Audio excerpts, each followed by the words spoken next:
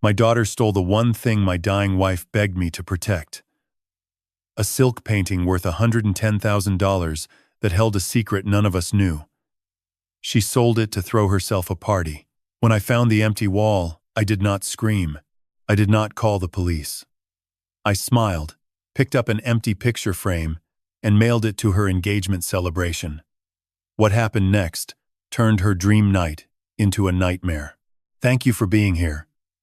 Drop a comment below. Where are you watching from? And have you ever been betrayed by someone you raised? Someone you loved more than yourself? This story blends real emotions with fictionalized elements to spark important conversations about boundaries, legacy, and the things we owe the dead. Now let me tell you how it all started. I woke up on a Thursday morning in October to the sound of nothing. That was normal. The house on Murray Boulevard had been quiet for 2 years. Ever since Eleanor stopped breathing in the bedroom upstairs and took all the noise with her. I had grown used to silence the way you grow used to a limp. You do not love it. You just stop noticing. The coffee maker gurgled downstairs. I had set it the night before, the way I always did, because routines were the scaffolding that kept me upright. Coffee, at 6. The newspaper on the porch, by 6:15. A walk through the garden Eleanor had planted, the one I watered but could never make bloom the way she did. Then back inside to start whatever the day demanded, which most days was not much. But that Thursday I skipped the coffee. I skipped the paper. I walked straight upstairs to the bedroom because something felt wrong. Not wrong like a sound or a smell. Wrong like a frequency. Like the air in the house had shifted overnight, and my body knew it before my brain caught up. I pushed open the bedroom door. Morning light poured through the curtains, golden and warm the way October light is in Charleston. It fell across the hardwood floor, across the quilt Eleanor had sewn from her mother's old dresses, across the nightstand where her reading glasses still sat folded on top of a novel she never finished.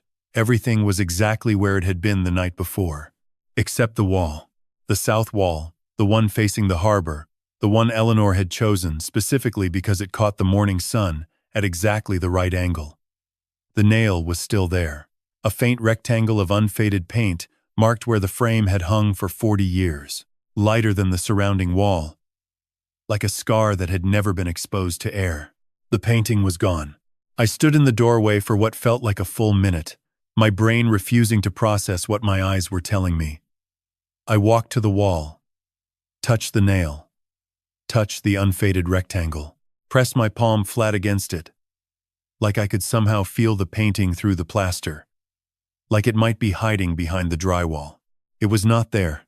I searched the room, under the bed, behind the dresser, in the closet where Eleanor's coat still hung, smelling faintly of her perfume, the lavender one she wore every day for 30 years. I checked the hallway, the guest room, the attic. I went downstairs and looked in places that made no sense. The kitchen pantry, the coat closet, behind the couch in the living room. Gone. I ended up back in the bedroom, sitting on the floor beneath that empty rectangle of lighter paint, my back against the wall, my hands in my lap, staring at nothing. That painting was not just art. It was not just money, though $110,000 was more than most people earned in 2 years. It was Eleanor. It was her grandmother Colette, the woman who had fled Provence in 1918 with nothing but a suitcase and a rolled canvas, who had crossed the Atlantic in steerage and arrived in Charleston with paint under her fingernails and a garden she would never see again, living only in her memory and in the silk she had painted it on. Colette had given the painting to her daughter. Her daughter had given it to Eleanor on her wedding day, and Eleanor had hung it in every bedroom we ever shared, from the tiny apartment above the hardware store on King Street where we started our marriage, to this house on Murray Boulevard where we ended it. 40 years on our bedroom wall. The last thing she saw every night before she closed her eyes. The first thing she saw every morning when she opened them. Through Thomas's birth. Through Sophia's birth 2 years later. Through promotions and setbacks and holidays and ordinary Wednesdays, Through 6 months of treatment when she could barely lift her head but still turned it toward that painting every single morning like it was pulling her back to life. She had looked at it the morning she died. I know, because I was holding her hand, and I watched her eyes drift to the wall one last time. She smiled. Then she looked at me. Then she was gone. I sat on that bedroom floor, and I could not breathe. The painting was Eleanor's soul hanging on a wall, and someone had taken it. I do not know how long I sat there. Long enough for the morning light to shift from gold to white. Long enough for the coffee downstairs to go cold.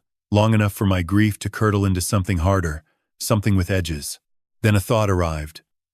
Quiet, unwanted, impossible to ignore. Sophia had been here last Tuesday. She had called the week before. That bright, cheerful voice she used when she wanted something. Said she was flying down from New York to grab some of Eleanor's old recipe books. Said she would only be an hour. Said I did not need to be home. She still had her key. I had been at the hardware store when she came. Came home to find the recipe books gone from the kitchen shelf and Sophia's perfume lingering in the hallway. That sharp floral scent she wore now. Expensive. Nothing like the vanilla body spray she used in high school. I had not checked the bedroom. Why would I? She said recipe books. I trusted her. My daughter. My stomach dropped. No. That was impossible. Sophia would never. She loved Eleanor. She cried at the funeral harder than anyone. She gave the eulogy for God's sake.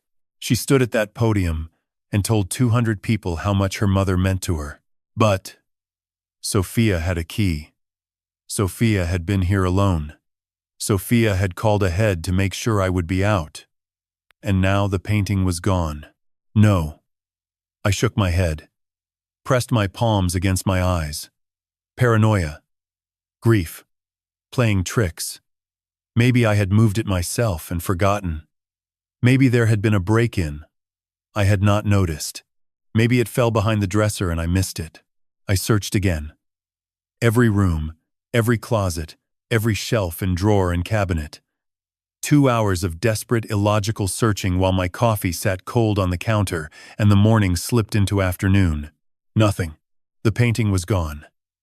And the only person who had been in this house in the last month besides me was my daughter. That evening, I did not move from the bedroom. I sat in the armchair Eleanor had placed by the window, the one angled toward the garden below, and I stared at the empty wall until the light faded and the room turned gray and then dark. I did not turn on a lamp.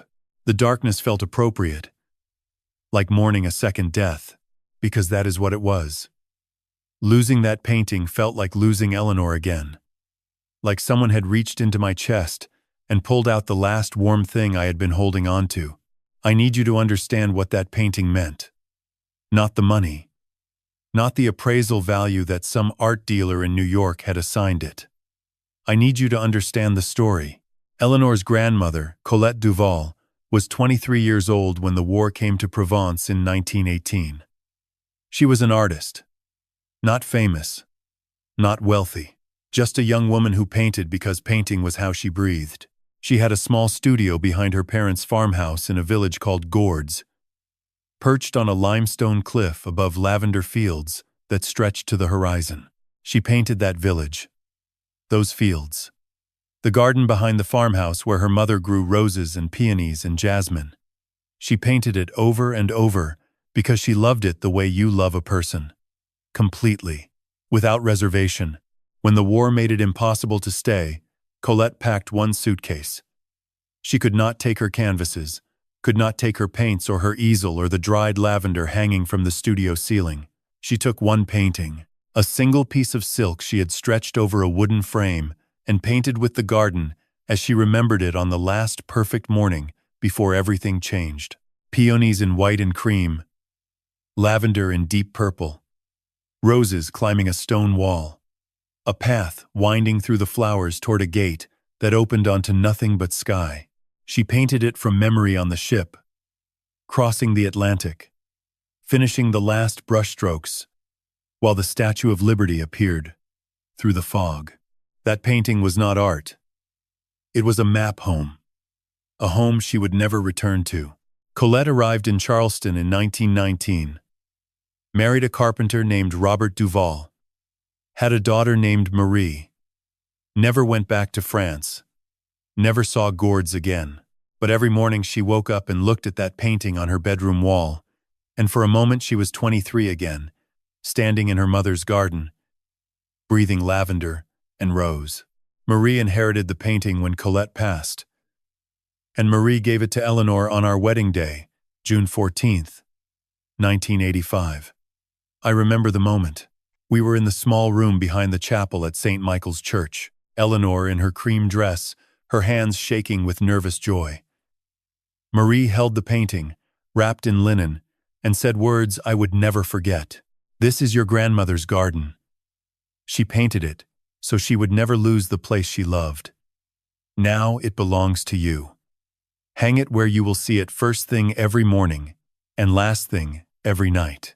Let it remind you that love is worth preserving, even when the world tries to take it from you." Eleanor cried. I cried. Marie cried. Then we hung it in our first apartment that same evening, on the wall opposite the bed, exactly where the morning light would hit it. It stayed there for 40 years. 40 years and 4 homes. Every time we moved, the painting was the last thing we packed and the first thing we hung. Eleanor would stand in each new bedroom, turning slowly, studying the light, until she found the perfect wall. Then, she would hang it, and stand back, and smile and say the same thing every time. There. Now it is home. Through Thomas's birth in 1990. Through Sophia's birth in 1992. Through my mother's death and Eleanor's cancer, scare at 45 and my job loss at 52. And every ordinary Tuesday in between. That painting watched over us. Witnessed everything. When Eleanor got sick, really sick, the kind of sick that does not get better, the painting became something else. It became her anchor. During treatment, when she was too weak to leave the bed, too nauseous to eat, too exhausted to do anything but lie still and wait for the drugs to do their work, she would turn her head toward the wall and look at that painting. Sometimes she talked to it. To Colette, I think. Or maybe to the garden itself. I would hear her whispering in the early mornings, when she thought I was asleep, telling the flowers about her day, asking them to wait for her. The last 6 months were the hardest. Eleanor shrank. Her body consumed itself. Her wrists became so thin, I could wrap my thumb and forefinger around them completely. Her face hollowed. Her voice faded to a whisper. But every morning, every single morning without fail, she opened her eyes and looked at that painting first, before she looked at me. Before she looked at the clock, or the medicine bottles, or the hospice nurse's chart on the nightstand. She looked at the garden. 2 weeks before she died, she told me the secret. We were alone. Late at night. The house was quiet, except for the oxygen machine humming beside the bed. Eleanor reached for my hand. Her grip was barely there, like holding a bird. "William." Her voice was a thread. "Look at the painting." I looked. "Do you see the flowers?" "I see them." She smiled. That smile that still broke my heart. "Look closer. Someday, when the light is right, you will see what my grandmother hid in the petals." I did not understand. I told her I did not understand. She squeezed my hand. "Every petal holds a name. Every name holds a prayer." That is what Grandmere told my mother. My mother told me. And now, I am telling you. I asked her what it meant. She closed her eyes. I thought she had fallen asleep. Then she spoke one more time. "Keep it safe, William. For our children. Especially for Sophia. She needs it more than anyone. She just does not know it yet." Those were the last words Eleanor ever spoke about the painting. 2 weeks later, she was gone. And I kept my promise. I kept it safe, hung it on the same wall, looked at it every morning the way she had, tried to find the secret in the petals she had whispered about. Never could. The brush strokes were too fine, too faded. Whatever Colette had hidden in those flowers remained invisible to me, but I kept it safe. For 2 years I kept it safe, until my daughter took it while I was buying groceries at the hardware store, until my daughter sold Eleanor's soul for $105,000. And the worst part, the part that sat in my chest like a stone and would not move, was what Eleanor had said. Keep it safe for Sophia. She needs it more than anyone. The irony was so sharp it drew blood. I did not sleep that night. I lay in bed staring at the ceiling, staring at the empty wall, staring at the nail that still held the ghost of a painting. My mind circled the same thought, like a dog chasing its own tail.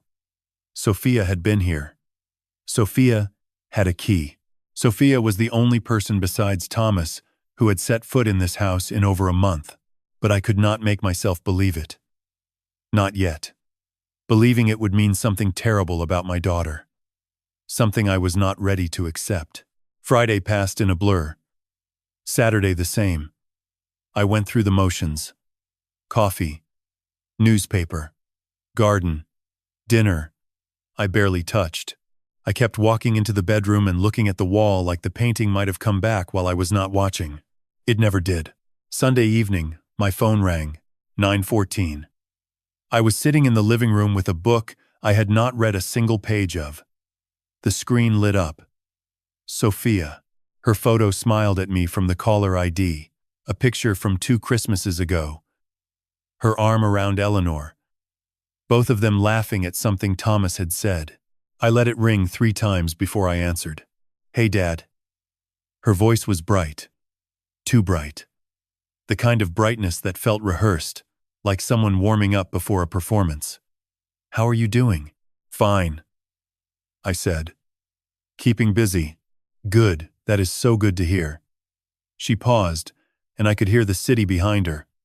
A siren somewhere. The hum of traffic, music, bleeding from a bar or a restaurant. Are you eating okay? Thomas said you have been skipping meals. Thomas said that.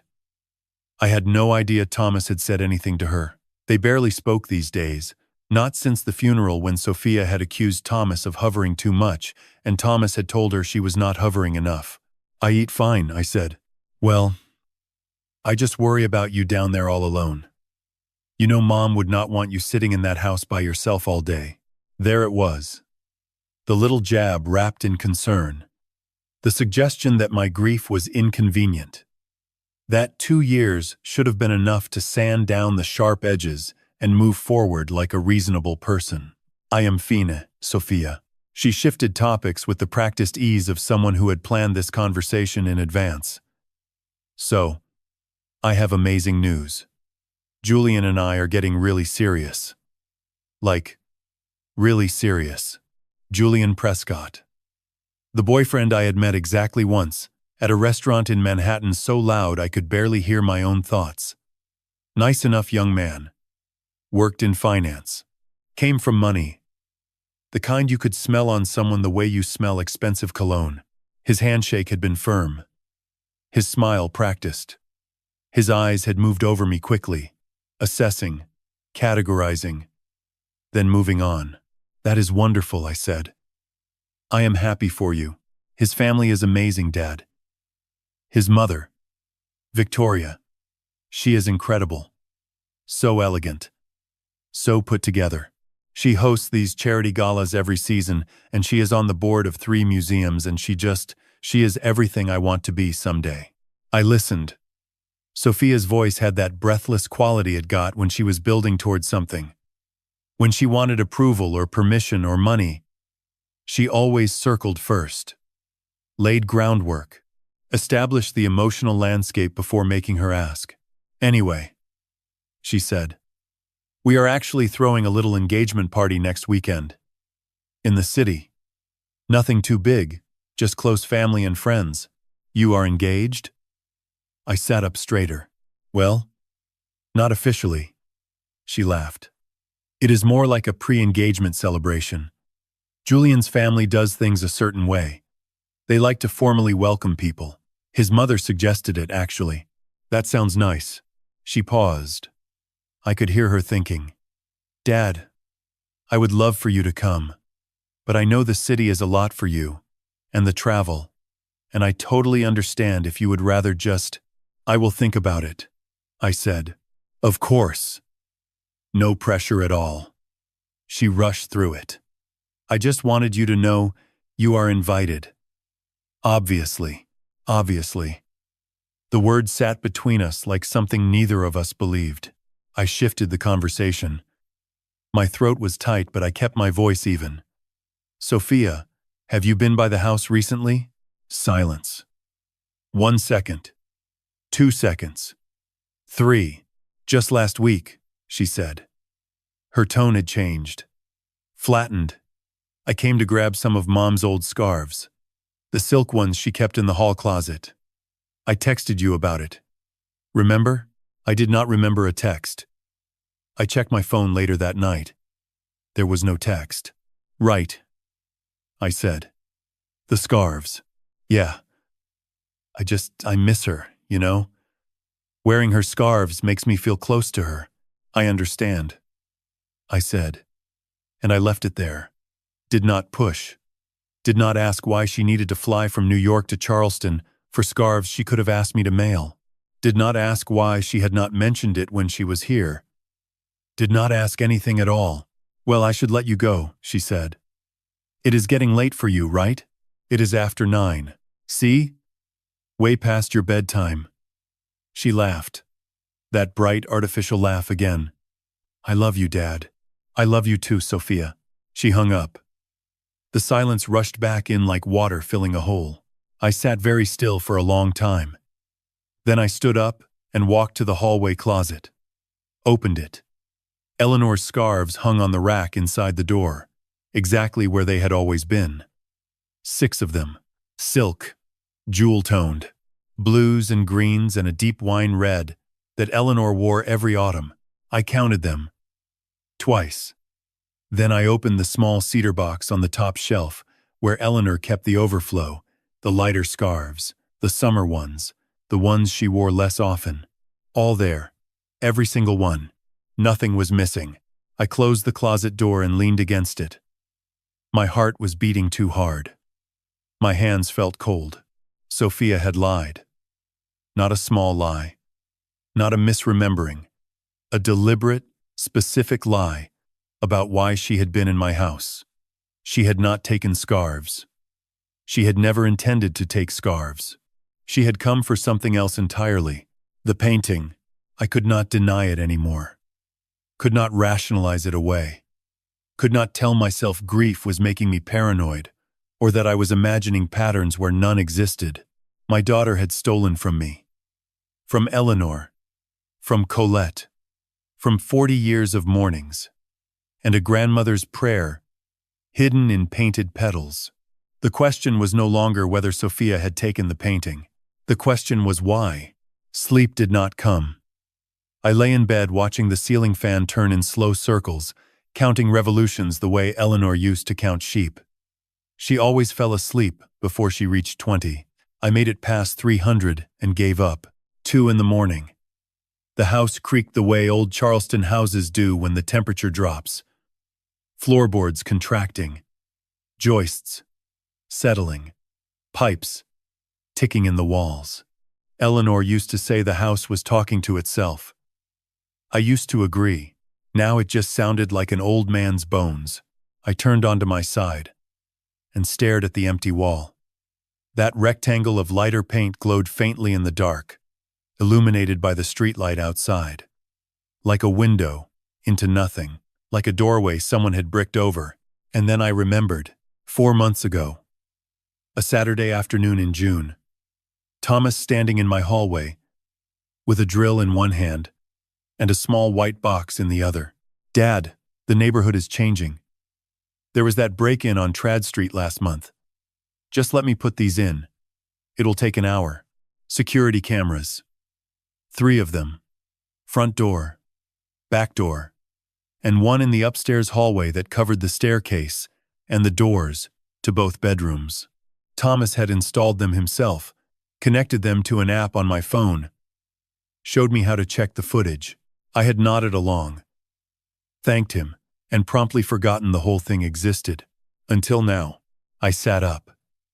My heart was suddenly loud in my ears. I reached for my phone on the nightstand. The screen glowed blue in the darkness. I found the app. A small camera icon. I had never opened it. Not once in 4 months. My thumb hovered over it. Part of me did not want to know. Part of me wanted to delete the app, put the phone back on the nightstand, and go on believing that maybe I was wrong.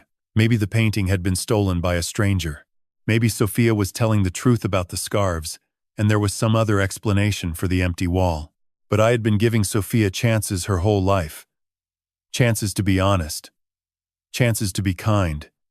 Chances to be the woman Eleanor believed she could become. And every time, she had chosen the easier path. The path that served her. I opened the app. The interface was simple. Thomas had set it up so even I could use it. 3 camera feeds, each with a timeline at the bottom. I tapped the upstairs hallway camera, scrolled back through the days. Tuesday. Last Tuesday. The day Sophia said she came for scarves. I found it. 10:47 in the morning. The hallway appeared on screen in black and white. Sharp enough to read a clock face. Clear enough to recognize a person from 20 feet. For a moment, nothing moved. Just the empty hallway.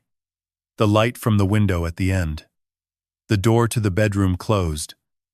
The door to the guest room open. Then Sophia appeared at the top of the stairs. She moved quickly. Purposefully. Not like someone casually looking for old scarves. She wore dark jeans and a black blazer. Her hair was pulled back tight. She carried nothing in her hands, but a large canvas tote bag hung from her shoulder. Empty, flat against her hip, she walked directly to the bedroom door. Did not hesitate. Did not look in the guest room. Did not glance toward the hall closet, where the scarves actually were. She pushed open the bedroom door and disappeared inside. The camera did not cover the interior of the room. Just the doorway. A rectangle of light from the bedroom windows spilling into the hallway. I waited. My hands were shaking so badly I almost dropped the phone. 4 minutes passed on the timestamp. 4 minutes of empty hallway while my daughter did whatever she was doing inside my bedroom. Then she emerged. The tote bag was no longer flat. Something cylindrical bulged from inside it. About 3 feet long. The exact dimensions of the painting rolled carefully around its frame support. She had come prepared. She had brought a tube or a roll of some kind to transport it. She pulled the bedroom door shut behind her. Adjusted the bag on her shoulder. Then she pulled out her phone and made a call. She stood right there in the hallway, right under my camera, and spoke into her phone as casually as if she were ordering lunch. The audio was not crystal clear. The camera mic was small, designed for ambient noise, not conversation. But Sophia was close, less than 10 feet from the lens, and her voice carried the way confident voices do. Yeah, I got it. It is in perfect condition. The gallery said they will take it. 105,000. A pause. Someone speaking on the other end. Then, Sophia laughed.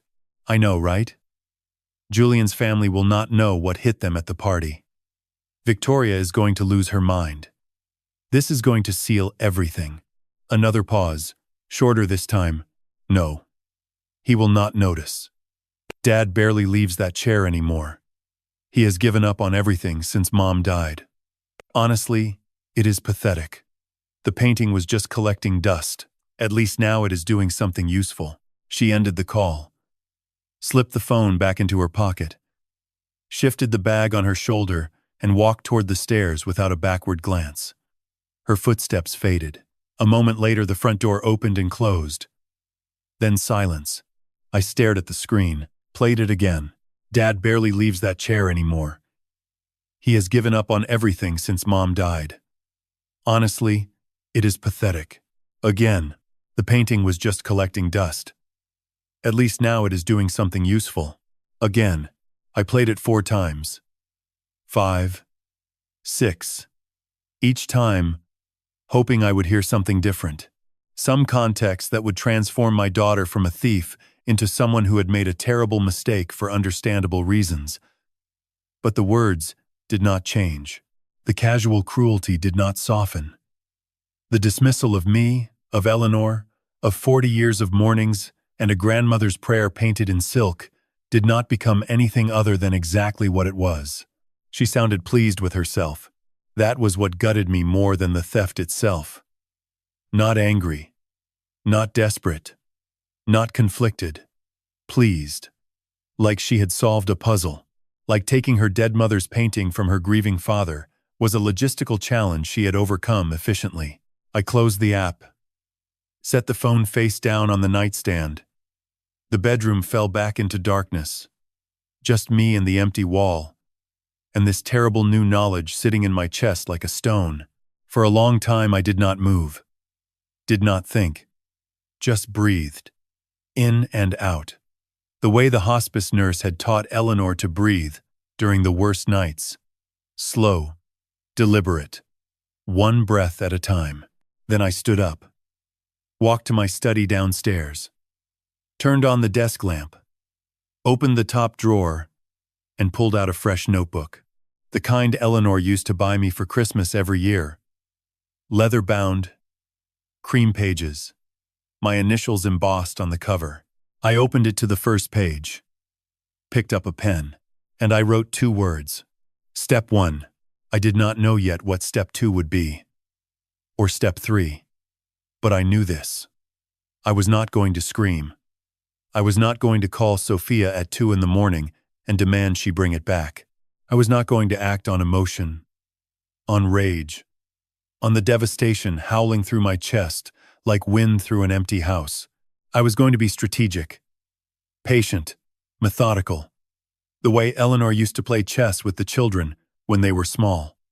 She always told them the same thing. Do not just react. Anticipate. I sat at my desk in the lamplight, and I began to plan. Thomas showed up Sunday morning without calling first. That was his way. No announcement. No warning. Just his truck pulling into the driveway at 8:30, and the sound of his boots on the porch steps, followed by a knock that was more of a formality than a request, since he had already turned the key before I could reach the door. Kitchen. I called out. He appeared in the doorway holding 2 paper cups from the coffee shop on King Street. The one Eleanor used to drag us to every Saturday morning. He had gotten me the dark roast. Black. No sugar. He knew. Morning, Dad. He set the cup in front of me. Then he looked at my face and stopped. Thomas was 37. An architect. Tall like me, but built broader. With Eleanor's dark hair and her way of looking at you, like he could read the pages you had hidden. Right now, his observation took about 3 seconds. You did not sleep, he said. It was not a question. No. He pulled out a chair, sat down slowly, studied me, the way he studied blueprints, looking for the flaw, the stress point, the thing that did not align. What happened? I took a sip of coffee. It burned my tongue, and I did not care. Thomas deserved the truth. He had always deserved it. The painting is gone, I said. Mom's painting. The silk one. It is gone from the bedroom wall. His cup stopped halfway to his mouth. When? I noticed Thursday morning. But I think it was taken last Tuesday, when Sophia was here. Thomas did not immediately defend his sister. He did not tell me I was being paranoid. He just looked at me with those dark Eleanor eyes and said, very quietly, "Show me." I led him to my study, opened my laptop, pulled up the camera app, the cameras he had installed 4 months ago, the ones I had never used until 2 in the morning last night. I pressed play. Thomas watched in silence. I watched him. Saw his jaw tighten when Sophia appeared at the top of the stairs. Saw his hands curl into fists when she walked directly to the bedroom door without hesitation. Saw the muscle in his temple twitch when she emerged 4 minutes later with the tote bag heavy on her shoulder. Then the audio started. Yeah, I got it. It is in perfect condition. The gallery said they will take it. 105,000. Julian's family will not know what hit them at the party. Victoria is going to lose her mind. Thomas did not move. His breathing changed. Shorter. Harder. No. He will not notice. Dad barely leaves that chair anymore. He has given up on everything since Mom died. Honestly, it is pathetic. The painting was just collecting dust. At least now it is doing something useful.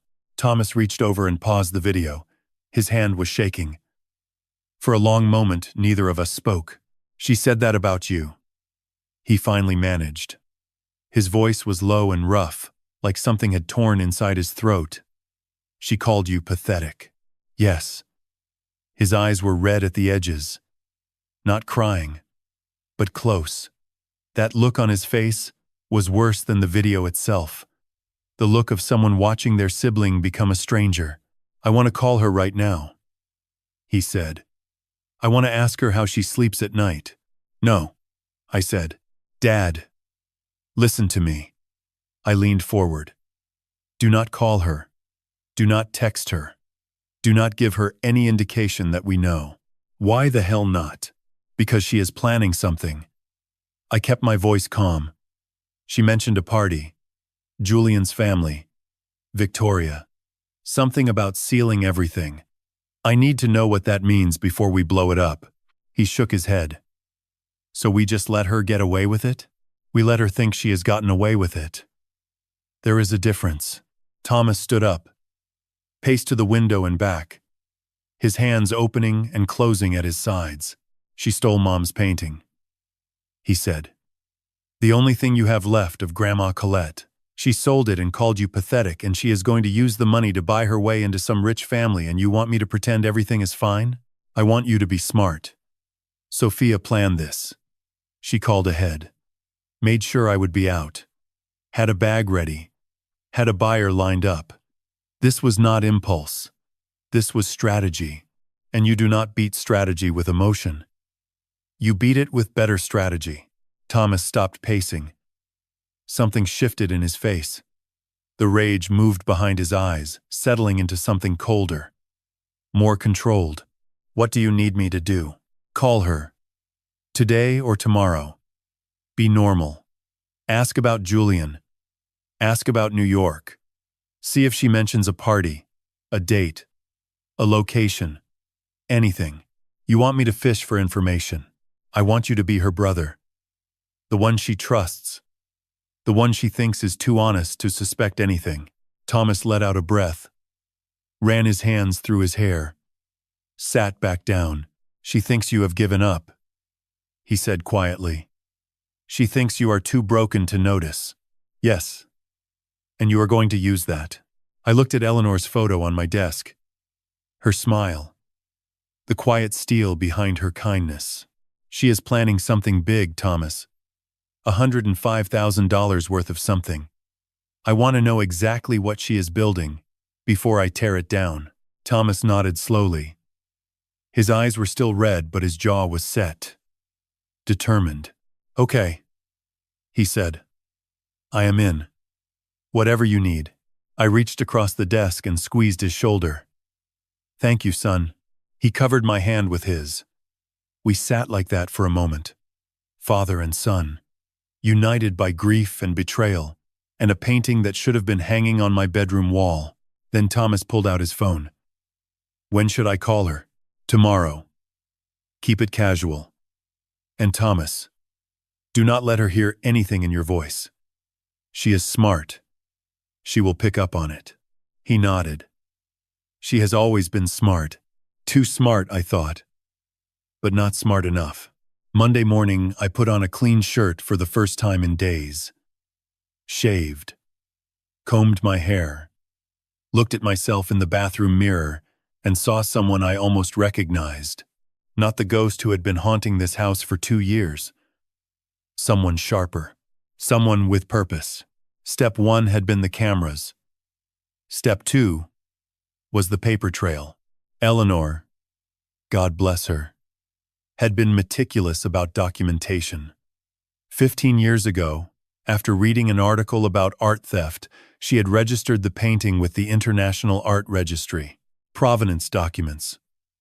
Photographs from every angle. A certificate of authenticity signed by a appraiser in Savannah who specialized in early 20th century textile art. She had put everything in a folder in the filing cabinet in my study, labeled neatly in her handwriting. Colette painting. Documents. I pulled the folder out and found the registry number. Called the office in Washington. A woman with a pleasant voice answered. I gave her the number and asked if there had been any recent activity. She put me on hold for 4 minutes. When she came back, her tone had changed. Careful. Professional. Sir, she said. This piece was flagged 3 weeks ago. A gallery in New York City submitted a sale notification. Harlow and Finch, on Madison Avenue. The seller listed the provenance documents and requested a transfer of ownership. My hand tightened on the phone. Who was the seller? She hesitated.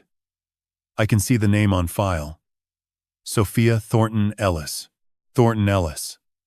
Her last name hyphenated with her middle name. Close enough to not raise flags. Different enough to create distance from me. I thanked the woman. Hung up. Wrote in my notebook.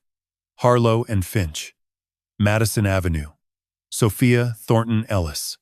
105,000. Next I called Martin Hayes.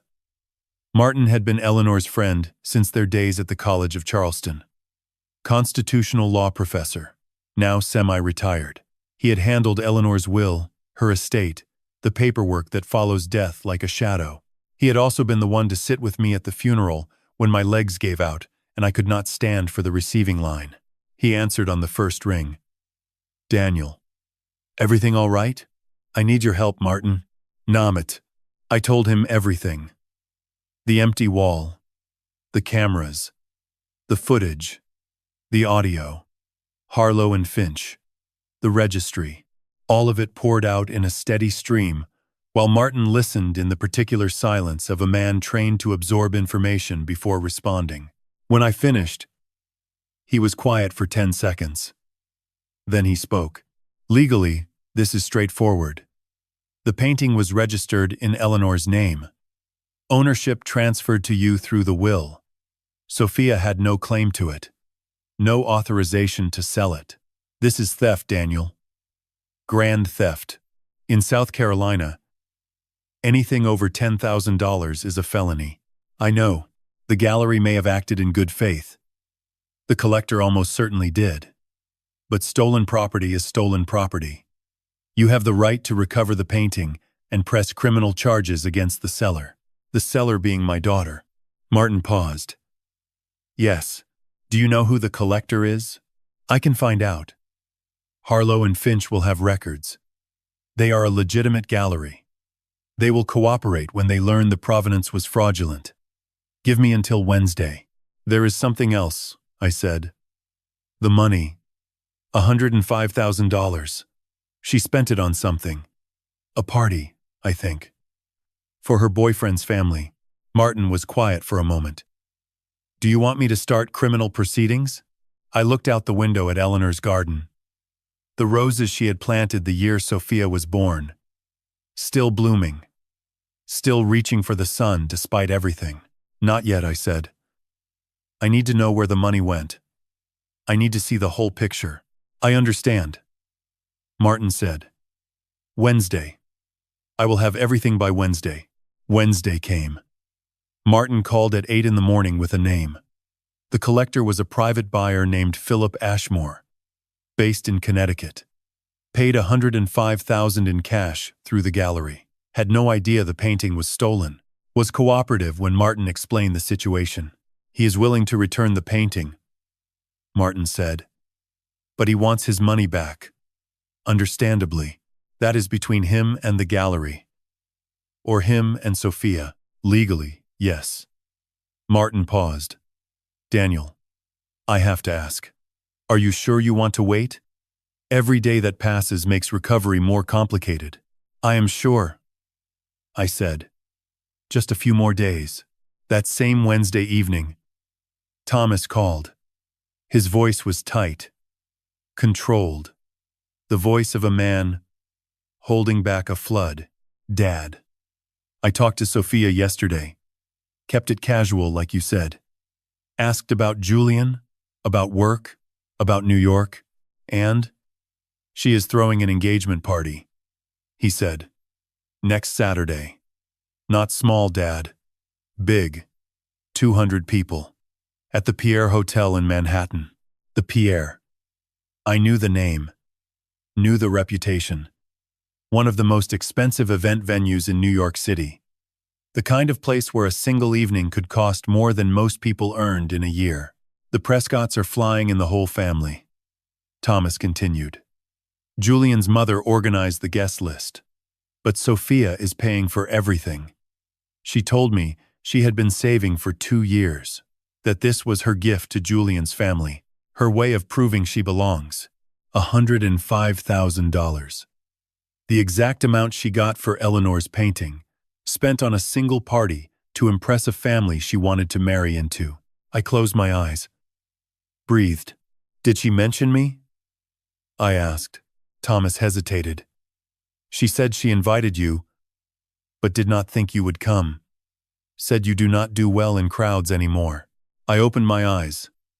Saturday, I said. The Pierre. We will be there. Dad, are you sure about this? I have never been more sure of anything. Thomas was quiet for a moment. Then, softly, what is the plan? I looked at my notebook.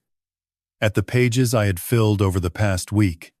Names, dates, dollar amounts. A timeline of my daughter's betrayal laid out in my own handwriting, like an architect's blueprint. Saturday, I said, during her toast. She is going to stand up in front of 200 people and take credit for a party she paid for with her mother's stolen painting. And when she does, we are going to give her a gift she will never forget. Thursday afternoon. I was in my study writing the letter when my phone rang. Unknown number. New York area code. Mr. Morrison? A man's voice. Warm. Genuine. The kind of voice that belonged to someone who had never needed to fake sincerity.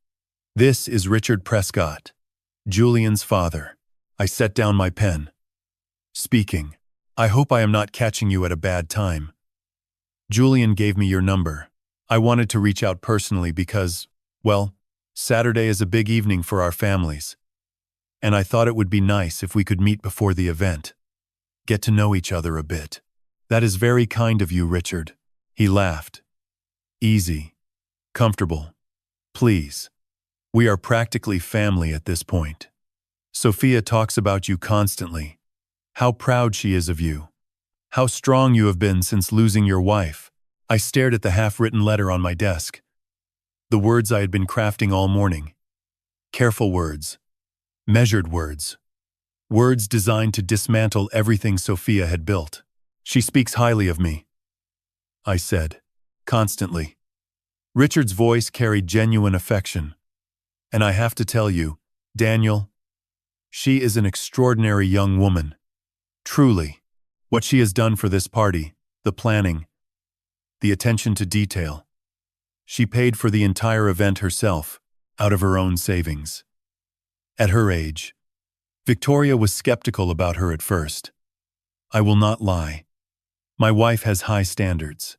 But when Sophia insisted on covering everything, on making this her gift to our family, well, Victoria was won over completely. She told me last night that Sophia reminds her of herself at that age. Driven, generous, willing to invest in what matters. I closed my eyes. $105,000. Eleanor's painting. Colette's garden. 40 years of mornings. Sold and spent, and transformed into champagne flutes and white roses, and a ballroom at the Pierre. Also, my daughter could convince a rich woman that she was worthy of her son, and it had worked. Victoria Prescott, the skeptic, the gatekeeper, had been won over. Not by Sophia's character, not by her kindness or her integrity, by money. Stolen money dressed up as generosity. Daniel? Richard said. You still there? Yes. Sorry. Just taking it all in. I understand. It is a lot. But we are thrilled. Truly thrilled. Saturday at 7. The Grand Ballroom. I will text you the address, but honestly you cannot miss it. Just tell the front desk you are with the Prescott party. I will be there. I said. Wonderful. And Daniel, one more thing. Julian mentioned your wife passed a couple of years ago. I am very sorry for your loss. My own mother passed when I was 40. Grief is, well, it is its own kind of journey, is it not? Something in his tone caught me off guard. Real empathy.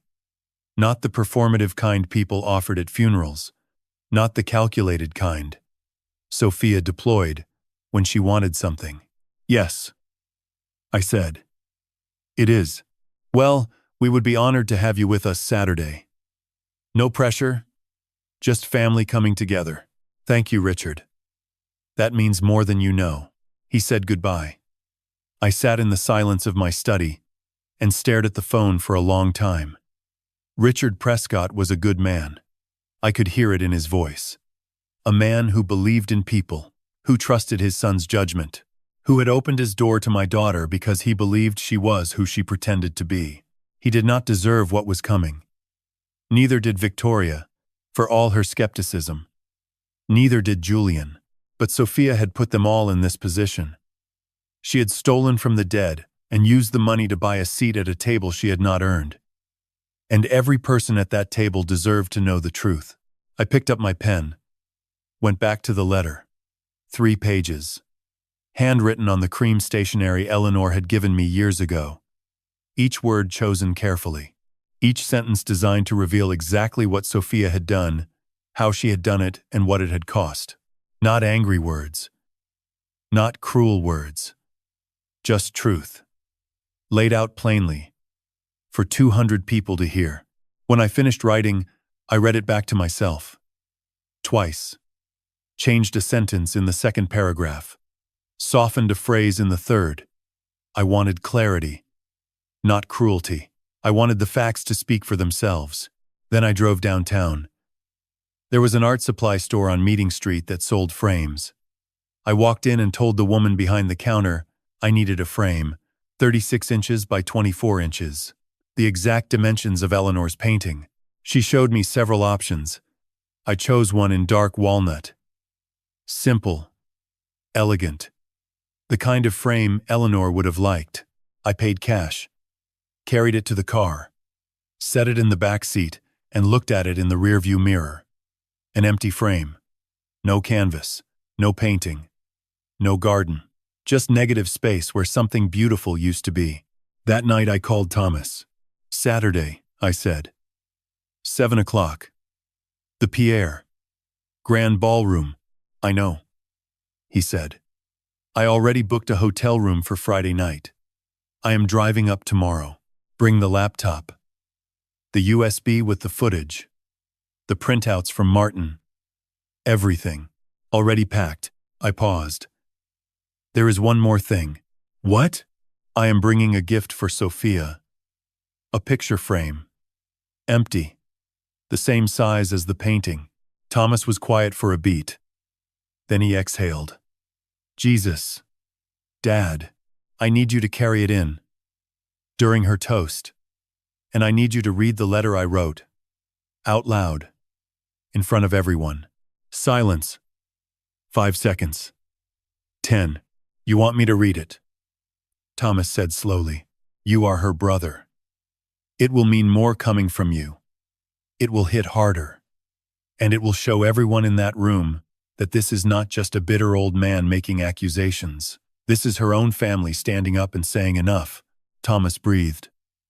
I could hear him processing. Then his voice came back. Steady and certain. Okay, he said. I will do it. I looked at the empty frame leaning against my study wall. Tomorrow we would drive to New York.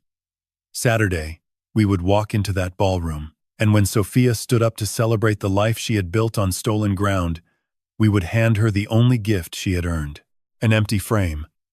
And the truth, Friday night. The Pierre Hotel.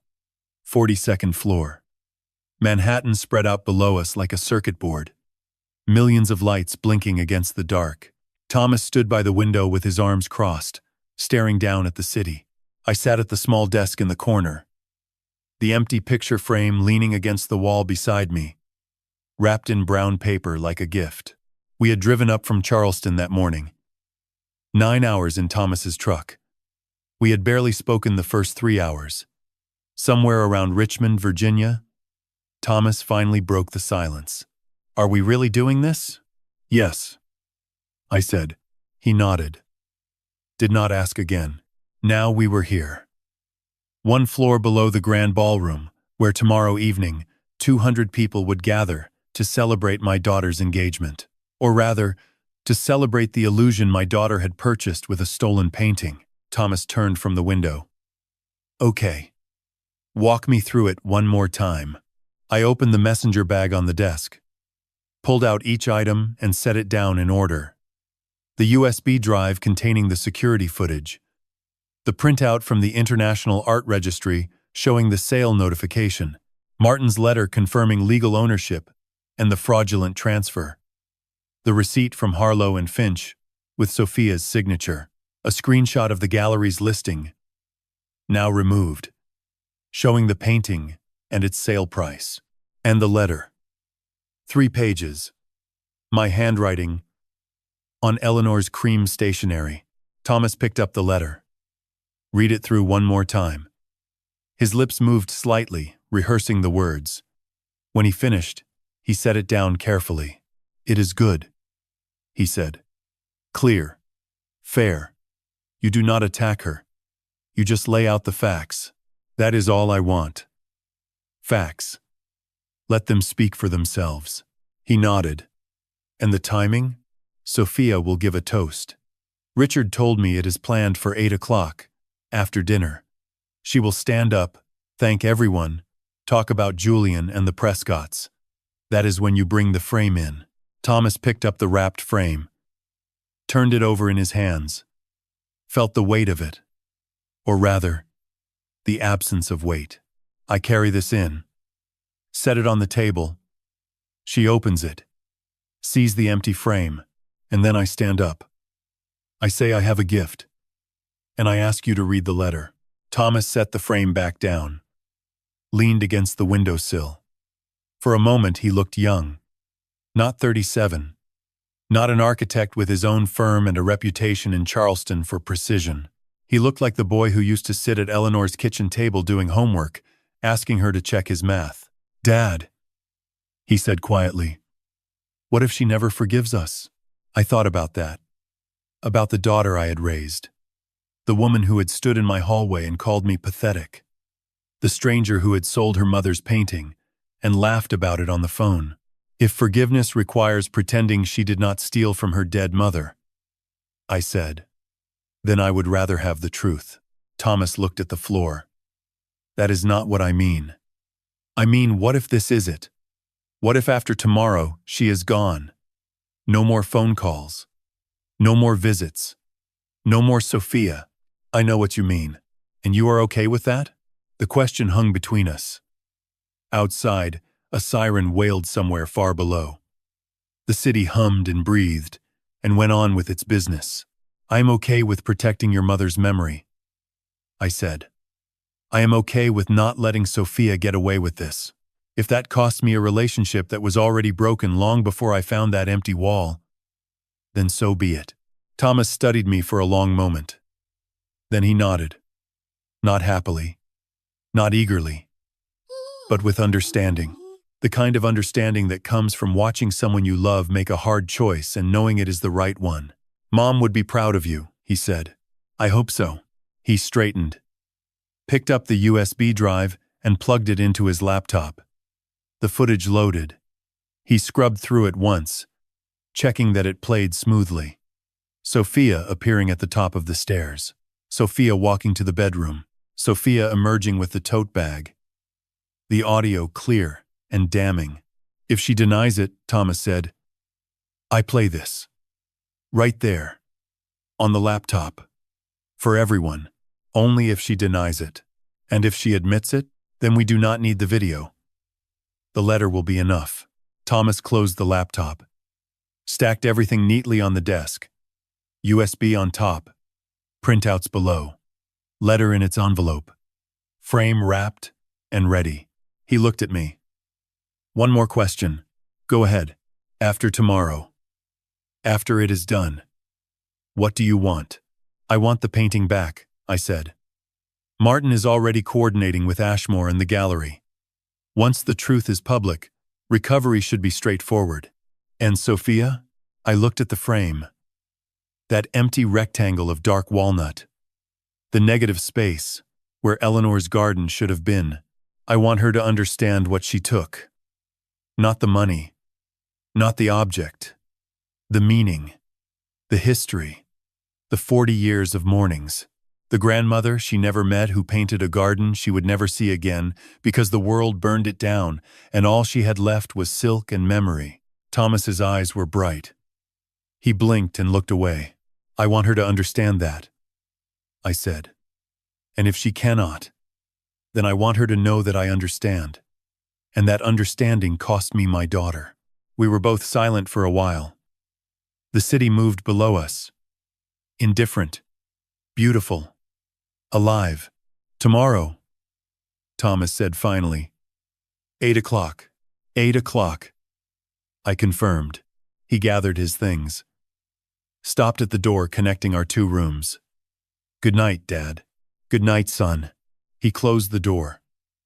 I sat alone in the quiet room. Looked at the wrapped frame. At the envelope containing my letter. At Eleanor's face in the photo I carried in my wallet, smiling, radiant, her grandmother's painting hanging behind her in a photograph from our 20th anniversary. I hope you know I tried, I said to her.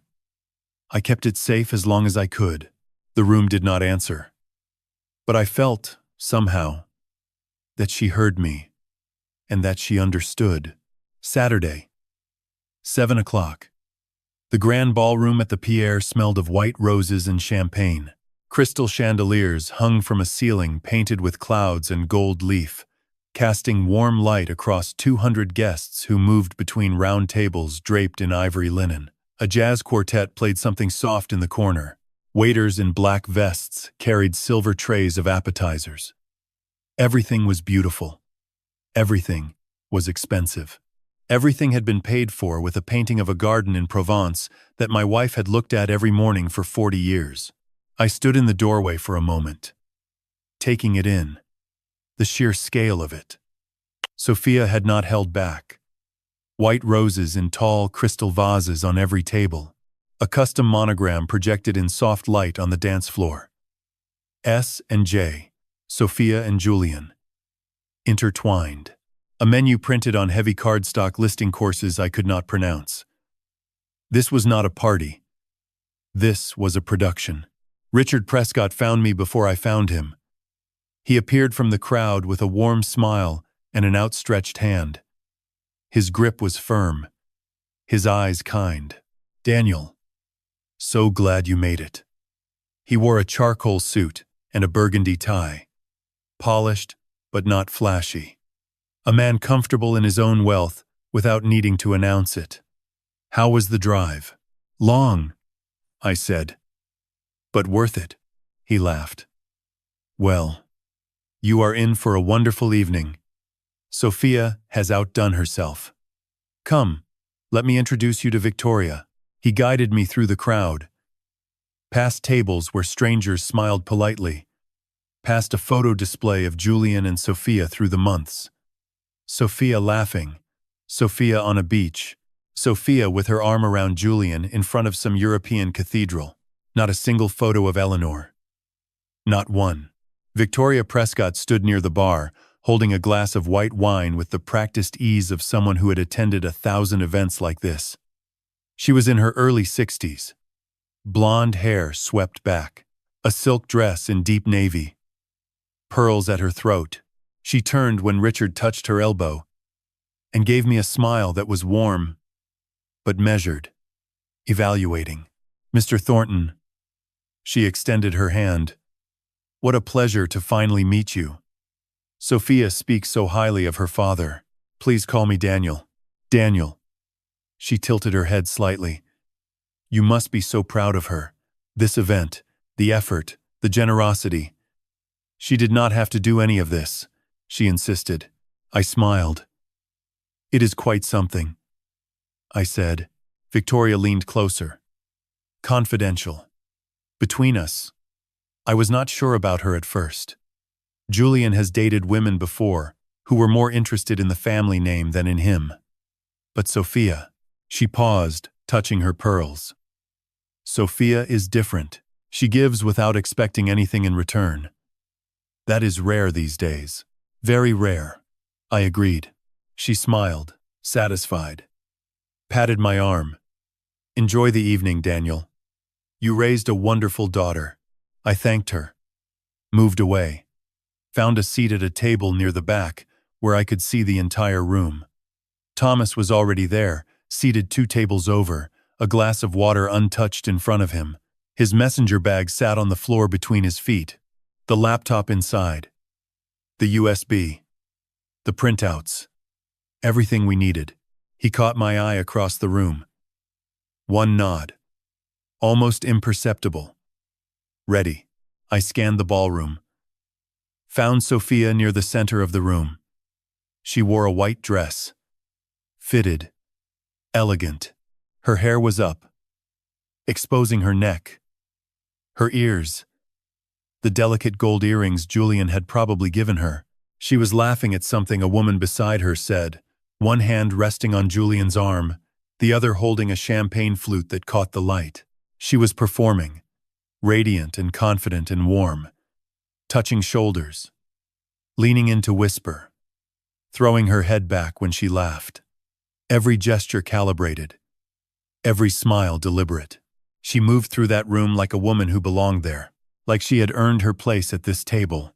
Then she saw me. I watched it happen in real time. Her eyes sweeping the room the way a host does, checking that everything was in order. Landing on me. Stopping. A flicker of something. Surprise. Confusion. A flash of something darker. Before it was smoothed away and replaced with a bright, wide smile. Dad. She crossed the room in 3 quick strides. Kissed me on the cheek. Her perfume was overwhelming. That sharp floral scent. You came. I did not think you would actually come. I told Richard I would be here. I know, I just... She laughed. Nervous. You do not usually like big events. Crowds and everything. Are you comfortable? Can I get you something? Wine? Champagne? I am fine. I said. Just enjoying the view. She studied my face for a moment. Looking for something. Some indication of what I knew. What I had seen. I gave her nothing. Just a smile. A father, smiling at his daughter. Well.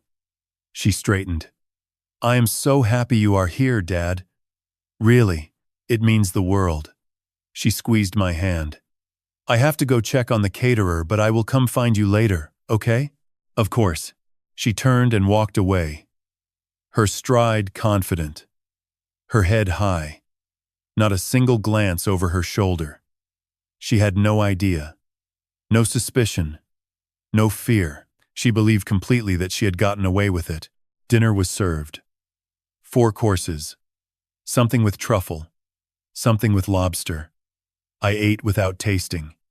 Across the room, Thomas ate nothing at all. His eyes moved between Sophia and me. Waiting. At 7:55, the jazz quartet stopped playing. The MC, a man in a tuxedo with a voice built for ballrooms, stepped to the microphone at the front of the room. Ladies and gentlemen, if I could have your attention, please. He smiled at the crowd. Our wonderful bride-to-be would like to say a few words. Applause rippled through the room. Champagne glasses were raised. Sophia stood from the head table, smoothing her white dress, and walked to the microphone with the confidence of a woman who had rehearsed this moment 100 times. She took the mic, smiled at 200 faces, spotlight catching the gold in her earrings. I looked at Thomas. He looked at me. His hand moved to the messenger bag at his feet. I nodded. Sophia's voice filled the ballroom the way champagne fills a glass. Smooth. Sparkling. Perfectly measured. First, I just want to say thank you. She smiled at the crowd, one hand holding the microphone, the other pressed against her chest in a gesture of earnest gratitude. Thank you all for being here tonight. This room is full of people Julian and I love, and having you here to celebrate with us means more than I can express. Applause. Soft. Polite. 200 faces tilted toward her like flowers toward light. She turned to the Prescott's table. Richard and Victoria, I want to thank you for welcoming me into your family, for treating me like a daughter from the very beginning, for your generosity, your kindness, your trust. She paused. Let the words settle. I know I am not what you expected for Julian. I know I had to earn my place here. And I hope tonight shows you how seriously I take that responsibility. Victoria dabbed her eye with a napkin. Richard nodded, his face glowing with pride that was not his to feel. Sophia turned to Julian. Her voice softened. Julian, you are the best thing that has ever happened to me. You believed in me when I did not believe in myself. You saw something in me that I was not sure existed. I love you, and I cannot wait to spend the rest of my life proving that you made the right choice. Julian stood, kissed her. The room erupted in applause. Someone whistled. Sophia smiled, waiting for the noise to fade.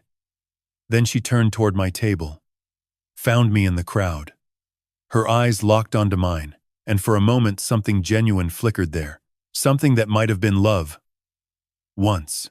And to my father, she said, William Thornton, who drove 9 hours to be here tonight. Dad, I know the past 2 years have been hard. I know losing Mom changed everything, but she would be so proud to see us here. All of us. Together, moving forward. Like Eleanor, was a chapter to be closed, a page to be turned. Like 40 years could be filed away, and the empty wall covered with something new. I stood up, the motion drew eyes. A few heads turned. Sophia's smile wavered for just a fraction of a second, then held. Actually, Sophia, I said. My voice carried across the ballroom without effort. Calm. Steady. The way you speak when you have rehearsed something so many times, it no longer costs you anything to say it. I have a gift for you. She blinked. Her smile stretched wider, but her eyes did not follow. Oh, Dad. You did not have to. I insist. I turned toward Thomas's table. Thomas? Thomas stood. He had already pulled the wrapped frame from beneath the table. He carried it across the ballroom floor with steady hands, weaving between tables, past guests who turned to watch with curious smiles. A gift. How lovely. How thoughtful. He set it on the table in front of Sophia. Stepped back. Sophia looked at the package. Brown paper. Rectangular. Large. She glanced at me, then at Thomas. Her fingers found the edge of the wrapping paper. Go ahead, I said. Open it. She tore the paper carefully. Folded it to the side the way Eleanor had taught her. Always save the wrapping paper. You never know when you might need it again. The frame emerged. Dark walnut. 36 inches by 24 inches. Simple. Elegant. Empty. Sophia stared at it. The smile on her face did not disappear all at once. It melted. Slowly. Like ice. Under a heat lamp. First the corners of her mouth. Then her eyes. Then the muscles in her jaw went slack, and the color drained from her face. And she stood there holding an empty picture frame in front of 200 people. And she knew. I watched her know. I watched the exact moment recognition hit. The exact moment she connected the dimensions of that frame to the dimensions of the painting that had hung on my bedroom wall for 40 years. The exact moment she understood that I understood. Her lips moved. No sound came out. The room was confused. Guests exchanged glances. Richard leaned forward in his chair. Victoria frowned. Julian touched Sophia's elbow. "Babe, what is it?" Sophia did not answer him. Her eyes were locked on mine. Wide. Terrified. Pleading. I did not look away. "Thomas," I said. "Would you mind reading the letter inside the frame?" Thomas stepped forward. Reached into the back of the frame where an envelope was taped to the inside of the wood. He opened it. Pulled out 3 pages of cream-colored stationery. Eleanor's stationery. My handwriting. The ballroom had gone quiet. Not the polite quiet of attention. The deep quiet of 200 people sensing that something was wrong. That this was not a gift. That the woman at the microphone was standing very still and very pale, and that the man in the back of the room was standing very calm and very certain, and that something terrible was about to happen between them. Thomas unfolded the pages. Held them up. His hands did not shake. He looked at me one last time. I nodded. He began to read. "To everyone gathered here tonight." Thomas's voice was steady. Clear. It filled the ballroom the way a bell fills a church. "I want to tell you about a painting." 200 faces turned toward him. Confusion on most. Curiosity on some. Sophia stood frozen at the microphone, the empty frame still in her hands, her knuckles white around the walnut edges. Thomas did not look at her. He looked at the pages. In 1918, a young woman named Colette Duval fled her home in Provence, France. She was 23 years old. An artist. She left behind everything she loved. Her studio, her family, her village, everything except one painting, a silk canvas she had made of her mother's garden, the last piece of home she would ever hold. The ballroom was utterly silent now. Even the waiters had stopped moving. Colette carried that painting across the Atlantic. She brought it to Charleston, South Carolina, where she built a new life. She gave it to her daughter. Her daughter gave it to mine, Eleanor Thornton, on her wedding day in 1985. Eleanor hung it in our bedroom. It stayed there for 40 years. The first thing she saw every morning. The last thing she saw every night. Through 2 children. Through 35 years of marriage. Through 6 months of cancer treatment. Through the morning she died. Thomas paused, breathed. His jaw tightened, but his voice held. That painting was appraised at $110,000. But its value to our family is beyond calculation. It is the only thing we have left of a woman who crossed an ocean with nothing but silk and memory. It is the only thing my mother looked at when she was too sick to look at anything else. I glanced at the room. Victoria Prescott had set down her wine glass. Her hand was at her throat. Richard sat perfectly still, his face unreadable. Julian stood beside Sophia, his brow furrowed, trying to understand why a story about a painting was being told at his engagement party. Thomas turned the page. 3 weeks ago, this painting was stolen from my father's home in Charleston. It was taken from his bedroom wall while he was out buying groceries. It was sold through a gallery in New York City called Harlow and Finch for $105,000 in cash. The seller used a false name. Sophia Thornton Ellis. Gasps. Scattered. Sharp. Like air being sucked out of the room in small bursts. Sophia's voice cut through them. Stop. Her face was white. Her hands shook. The empty frame clattered against the table. Dad. Stop this. Make him stop. I did not move. Did not speak. Thomas continued. The money from the sale of this painting, $105,000, was used to pay for tonight. Every flower, every plate, every glass of champagne you are holding. This party, this celebration of love and generosity, was funded entirely by the theft of a dying woman's most cherished possession from her grieving husband's bedroom wall. The silence that followed was unlike anything I had ever heard. Not the absence of sound, the presence of shock. 200 people holding their breath at once. Thomas lowered the letter slightly, looked up.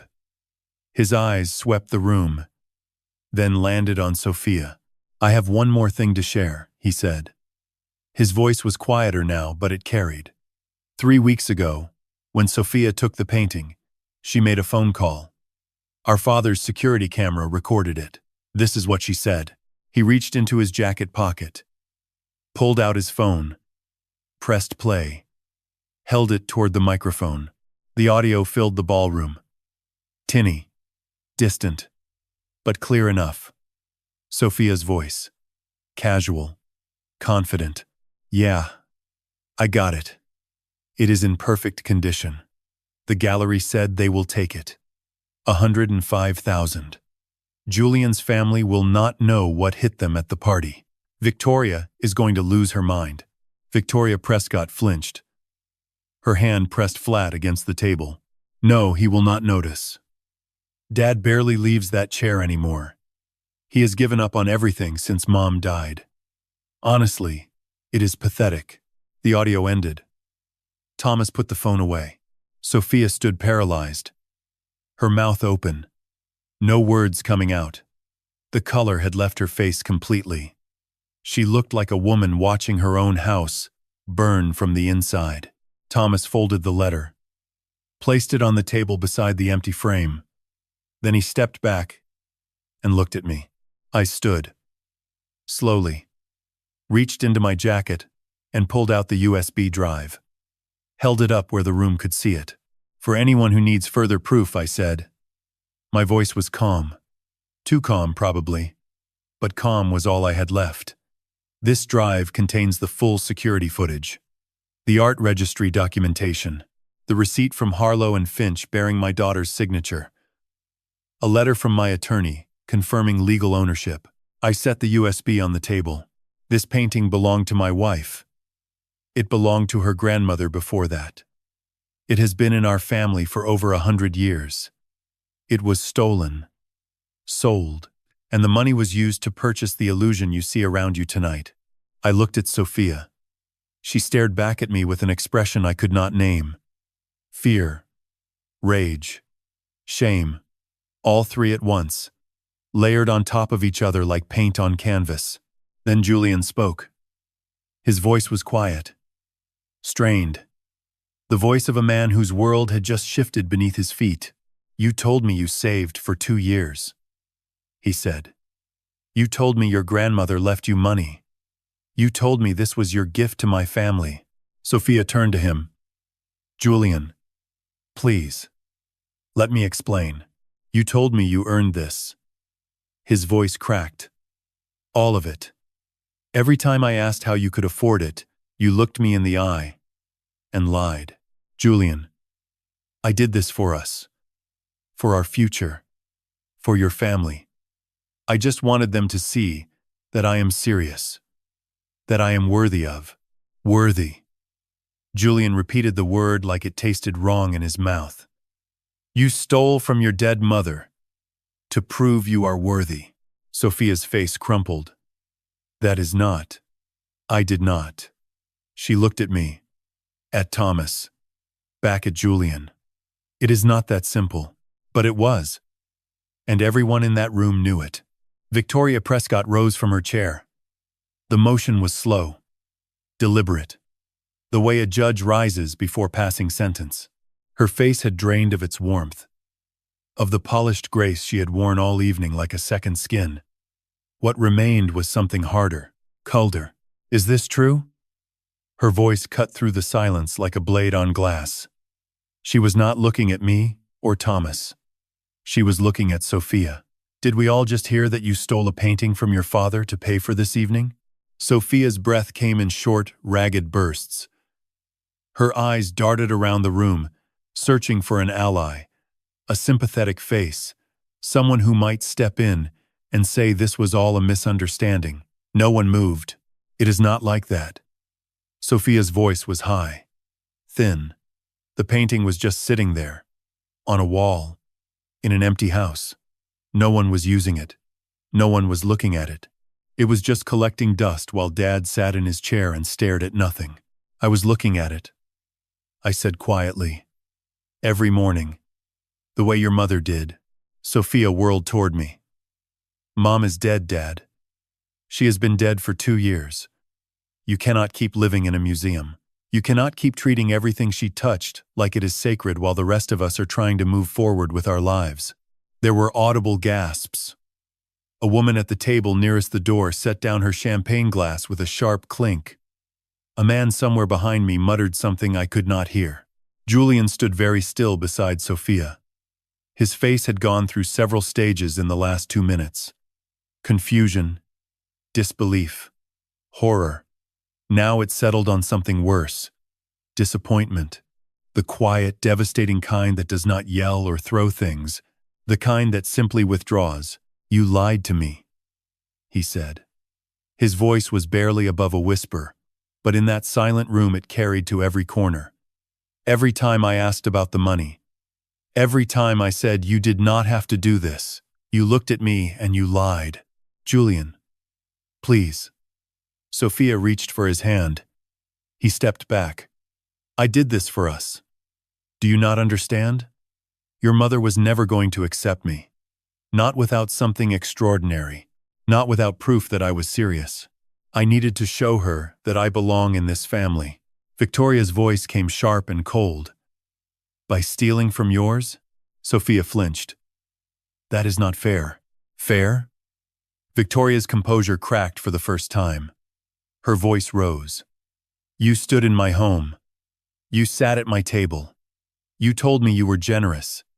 That you gave without expecting anything in return. I believed you. I told my friends about you. I defended you to people who said Julian was moving too fast, and the whole time you were spending stolen money. Money you took from a grieving old man. From your own father. Richard put a hand on Victoria's arm. Steady. Measured. But his eyes were hard when they found Sophia. I think you need to leave, he said. His voice was quiet, but there was no room for argument in it. Right now, Sophia turned to Julian. Her face was wet. Mascara running in dark streaks down her cheeks. Julian, please, tell them. Tell them I am not a bad person. Tell them I love you. Julian did not look at her. He was staring at the floor, his jaw clenched so tight the muscles stood out beneath his skin. His hands hung at his sides. Fists. Then not fists. Then fists again. Julian, she whispered. He looked up. And the expression on his face was something I wished I had never seen. Not anger. Not hatred. Just emptiness. The look of someone staring at a stranger, wearing a familiar face. He reached into his pocket, pulled out a small velvet box. I had not known he was planning to propose tonight. No one had. He opened it. A diamond ring caught the chandelier light, scattering tiny rainbows across the white tablecloth. Then, he closed the box, put it back in his pocket. There is no us, he said. Not anymore. Sophia made a sound. Not a word. Not a scream. Something between the two. A broken exhale that came from somewhere deep in her chest. She looked around the room one last time. 200 faces. Some horrified, some pitying, some fascinated in the terrible way people are fascinated by car accidents. Not one of them sympathetic, not one of them on her side. She looked at Thomas. He met her eyes. His face was unreadable. He did not look away, but he did not offer anything either. No rescue. No comfort. She looked at me. Why? She said. Her voice cracked on the word. Why here? Why in front of everyone? You could have called me. You could have confronted me alone. Why did you have to destroy me? I held her gaze. Because you did not give me a choice, I said. You stole from your dead mother. You sold her memory for a party. You called me pathetic. And then you stood in this room and told 200 people how proud she would be of you. Sophia's face collapsed. Something in her broke visibly, publicly, in front of every person she had spent months trying to impress. She turned. walked toward the ballroom doors. Her heels clicked against the marble floor. Sharp. Fast. Getting faster. Not running. Not quite. But close. The doors opened. Closed.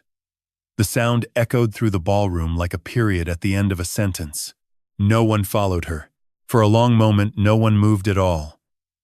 Just 200 people, sitting in a ballroom full of white roses and champagne, and the wreckage of a lie that had taken 3 weeks to build and 4 minutes to destroy. Victoria sank back into her chair. Richard moved to her side. Julian stood alone, staring at the doors through which Sophia had disappeared. The velvet box a small weight in his pocket that would never be opened the way he had planned. Thomas walked to my side. Stood beside me. Said nothing. I looked at the empty frame on the table. At the scattered pages of my letter. At the room full of strangers who now knew my daughter's worst truth. It was over. The drive back to Charleston took 9 hours. Thomas drove. I sat in the passenger seat and watched the highway unroll in front of us like a gray ribbon stretching towards something I could not name. We left Manhattan before midnight, crossed the George Washington Bridge with the city still glittering behind us. Neither of us looked back. We did not speak for the first 3 hours. Somewhere past Philadelphia, Thomas turned on the radio. Country station.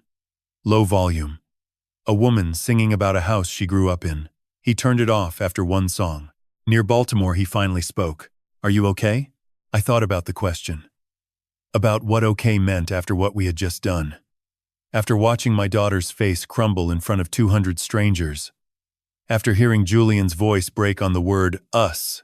After the sound of Sophia's heels on marble, getting faster, not quite running.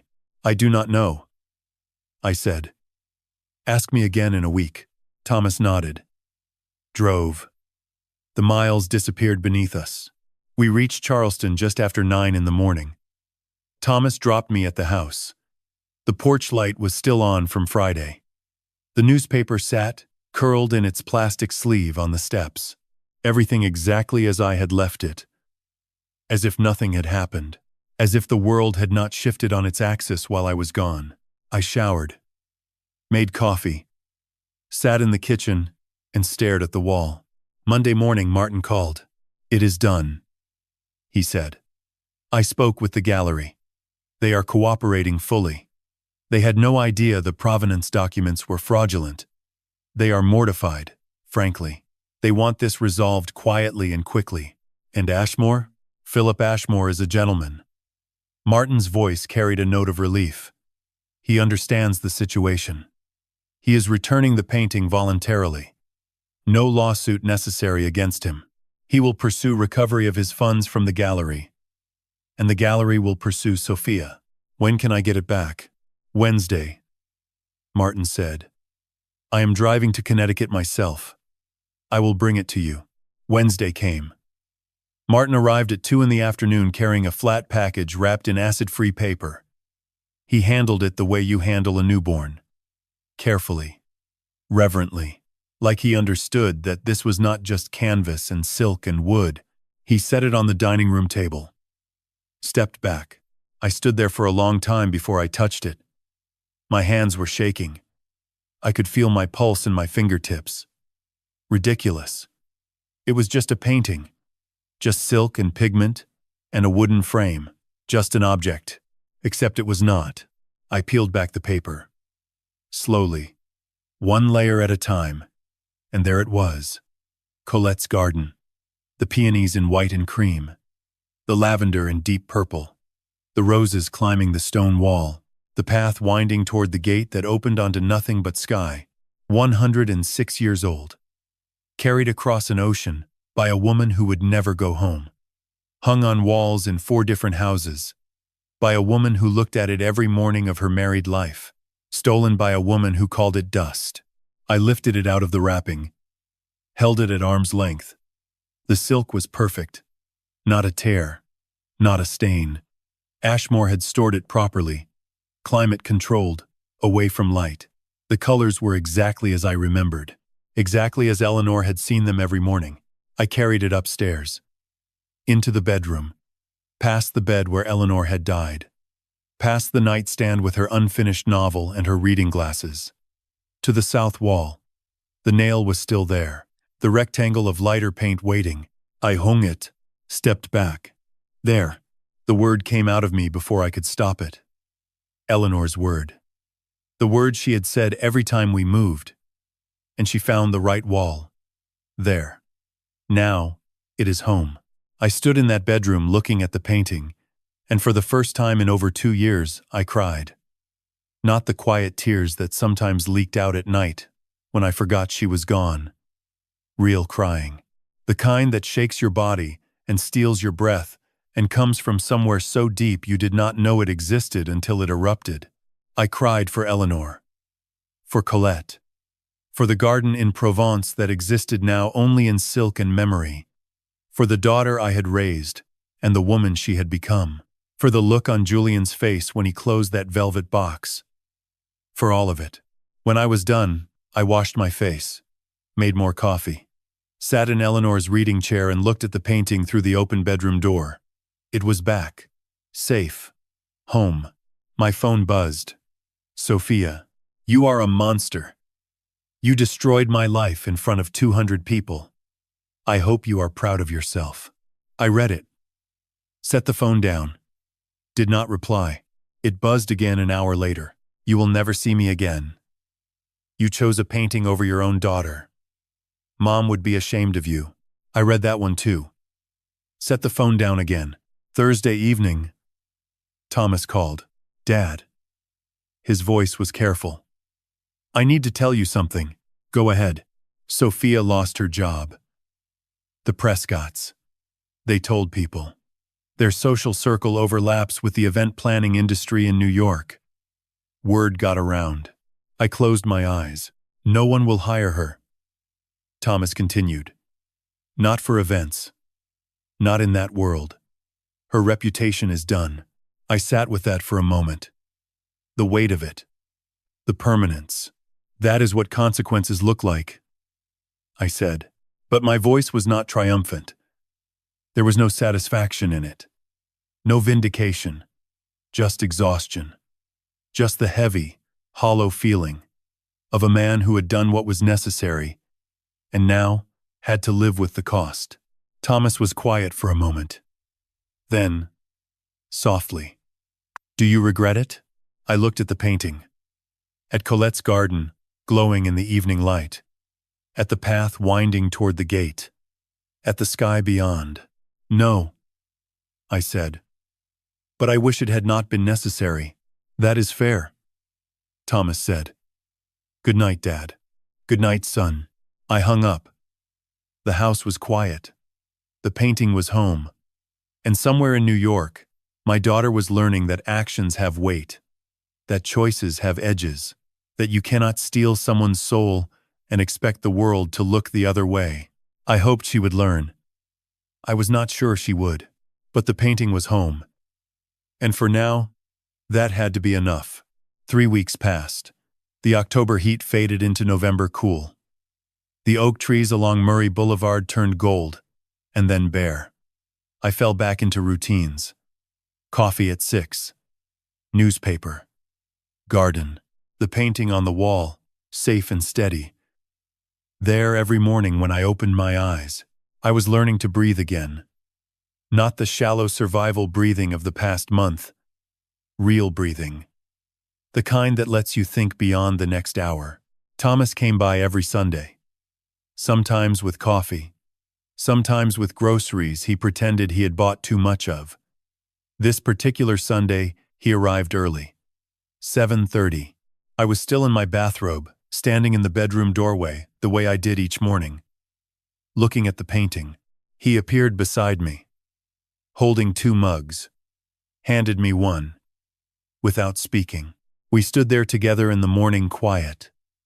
The sun was just cresting the rooftops across the street, sending a shaft of golden light through the bedroom window at a low angle. It struck the painting differently than usual.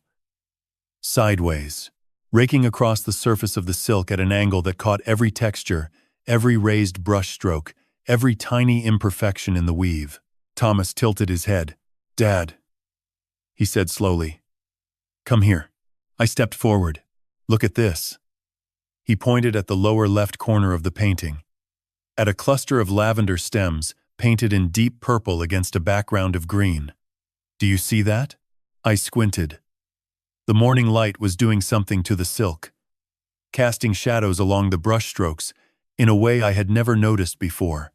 And there, hidden in the curves of the petals, so small you would miss them unless the light hit at exactly this angle, were shapes, letters, barely visible, woven into the pigment like a whisper pressed into paper.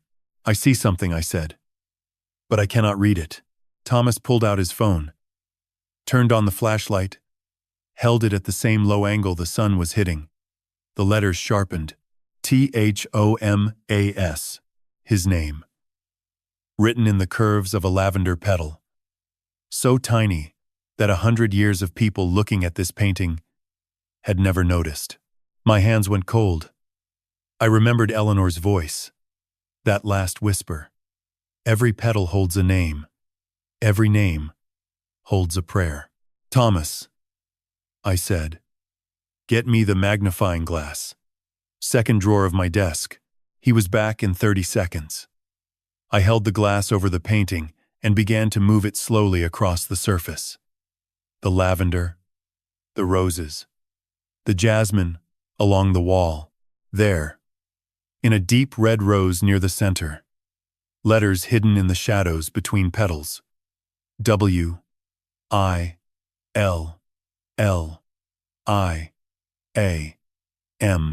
my name, painted into a rose by a woman who died 60 years before I was born.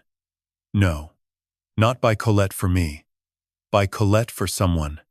And then Eleanor, or Marie, had added names, updated the painting across generations, each woman adding the names of her family to the flowers, layering love into the silk like sediment into stone.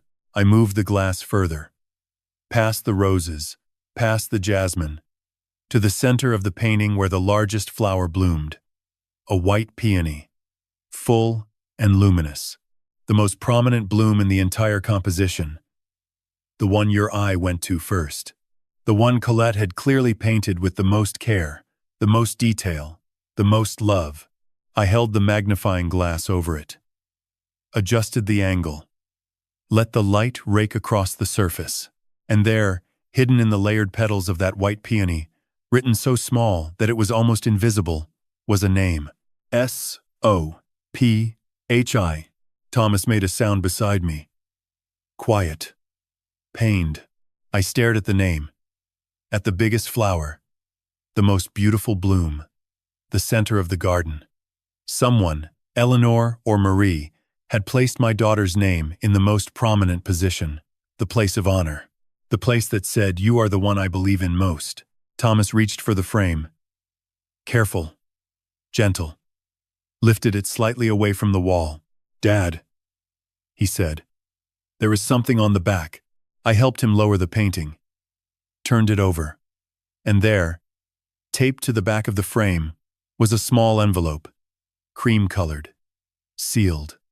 Eleanor's handwriting on the front. "For Sophia, on the day she understands what this painting really means." I stared at it. The air left my lungs. Thomas stood beside me, equally still. "How long has that been there?" "I do not know," I said. "I never looked at the back. Not in 2 years." "Open it?" My hands trembled as I peeled the envelope from the frame. The tape was old, yellowed. Eleanor had put this here a long time ago. Maybe when she first got sick. Maybe before. I opened the envelope. Inside, a single page. Eleanor's handwriting. Small, careful. Every word chosen with the precision of a woman who knew she was running out of time to say the things that mattered. "My dearest Sophia." I read aloud, my voice barely a whisper. "I am writing this because I know you. Better than you think. Better, maybe, than you know yourself. You are strong and brilliant and ambitious, but you confuse being impressive with being worthy. You think love must be earned through performance, through proof, through grand gestures that announce your value to the world. My throat tightened. Thomas put a hand on my shoulder.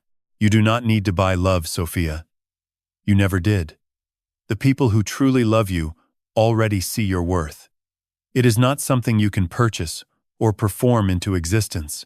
It is already there, in the way you laugh, in the way you care so fiercely, even when you express it wrong, in the way you have always wanted to belong. I turned your name into the biggest flower, the white peony at the center of Grandmere's garden. Do you know why? Because I believed you would bloom the brightest, not the flashiest, not the most expensive, the brightest. There is a difference. Please learn that difference, my darling, before it costs you something you cannot replace. All my love. Always. Mom. I lowered the letter. The bedroom was silent.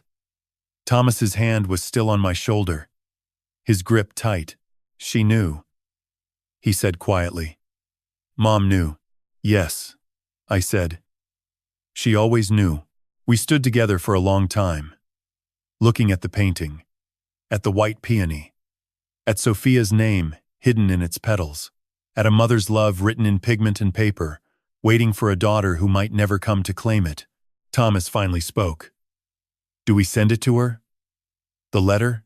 I folded the page carefully, placed it back in the envelope, held it in my hands, and felt the weight of Eleanor's last hope for our daughter. When she is ready, I said. Not before. Thomas nodded. He understood. Some things could not be given. They had to be earned. Eleanor had known that, had written it into her final words. I carried the letter downstairs, placed it in the top drawer of my desk beside the notebook where I had written, Step 1 a month ago. 2 pieces of paper. 1 a plan for justice. 1 a prayer for redemption. Both waiting, both patient, both trusting that time would eventually do what force could not. 2 months of silence. No phone calls, no texts. Not since the night of the party when Sophia had sent those 2 messages calling me a monster and telling me Mom would be ashamed. After that, nothing. A void where my daughter used to be. I did not reach out either. Part of me wanted to. Part of me picked up the phone a dozen times, typed the beginning of a message, then deleted it. What would I say? Are you okay? I am sorry. I am not sorry. Come home? Do not come home? There was no sentence that fit the shape of what had happened between us. December came. Charleston dressed itself in lights and garlands. The neighbors on Murray Boulevard lined their porches with candles the way they did every year. I put a wreath on the door because Eleanor would have wanted one there. Thomas and I had Christmas dinner together. Just the 2 of us.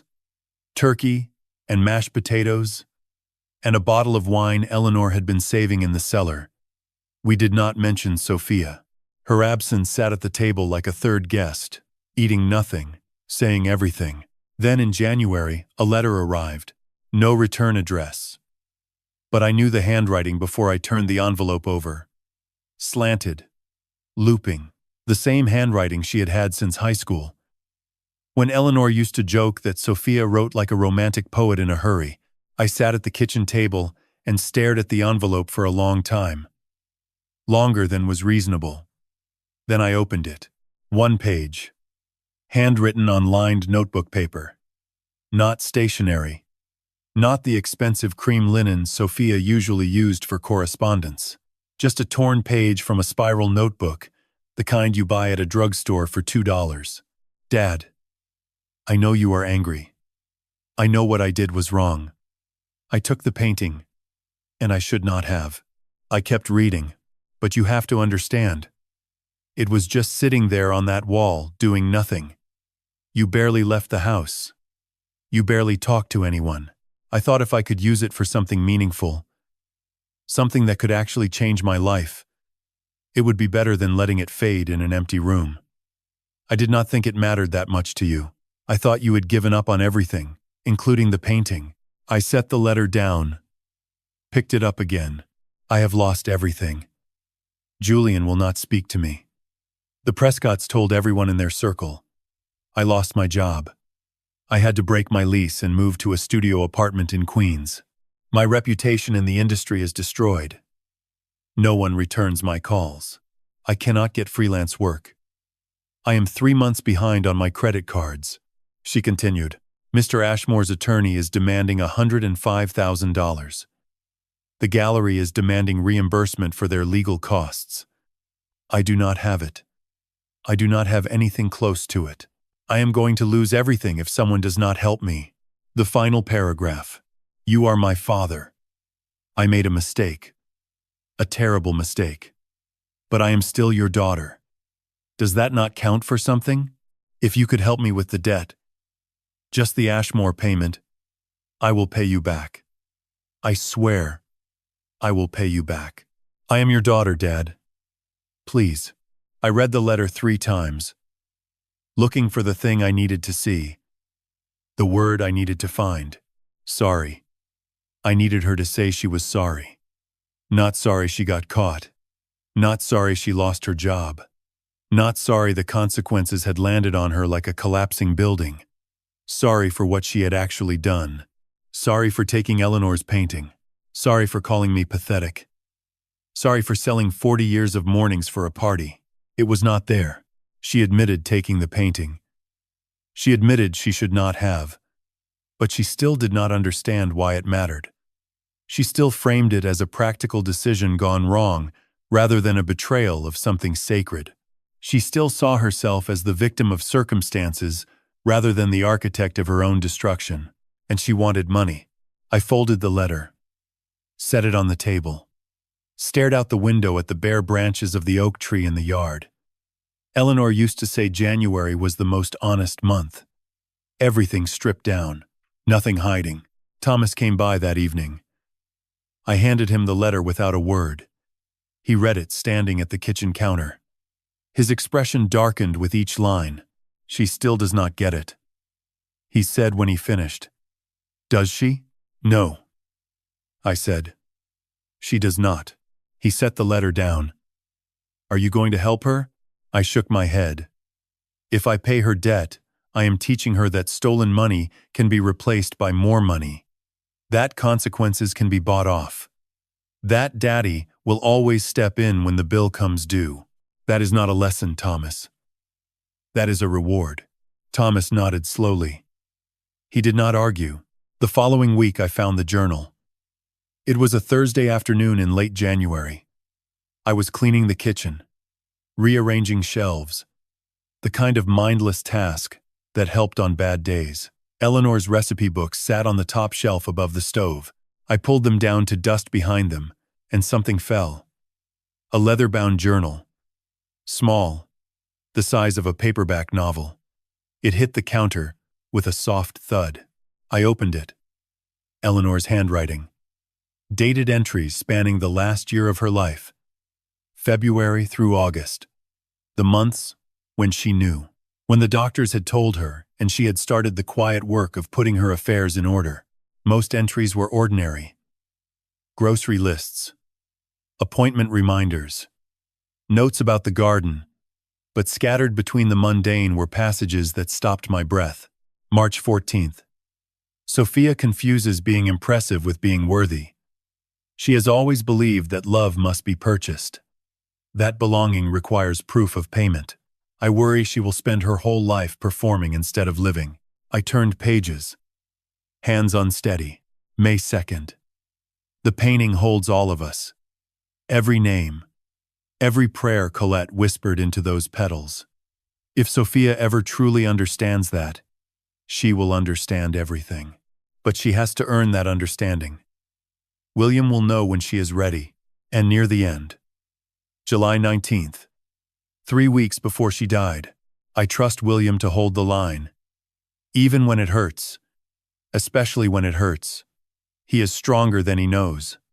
And Sophia needs a father who will not bend, even when bending would be easier, even when it feels like love requires surrender. It does not. Sometimes love is the wall that refuses to move. I closed the journal. Sat in the silence of my kitchen and let the words settle over me like snow. She knew. She had always known. Not the specifics, not the theft or the party or the empty frame, but the shape of it, the possibility, the trajectory of a daughter who believed love could be bought, and a father who would someday have to prove that it could not. Eleanor had trusted me to hold the line, and I had held it. I carried the journal to my study, placed it in the top drawer beside Eleanor's letter for Sophia, beside my notebook. 3 documents now, 3 pieces of a story that was not yet finished. She knew. I said aloud to the empty room. She always knew. And somehow, knowing that Eleanor had seen this coming, had trusted me to handle it, made the silence a little less heavy, made the absence a little less sharp, made the waiting feel less like punishment and more like purpose. Spring came to Charleston the way it always did. Sudden, fragrant, overwhelming. One week the trees were bare and the next they were exploding with white blossoms and the air smelled of magnolia and fresh-cut grass and something sweet I could never quite name. Eleanor used to say spring in Charleston was God showing off. It was April when Thomas brought her to dinner.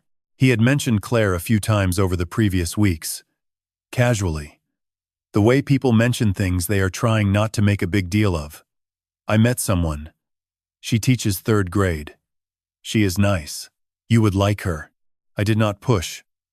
Thomas would tell me when he was ready. And one Saturday evening in mid-April, he was ready. They appeared at my door at 6:30. Thomas in a button-down, he had clearly ironed himself, which meant this mattered.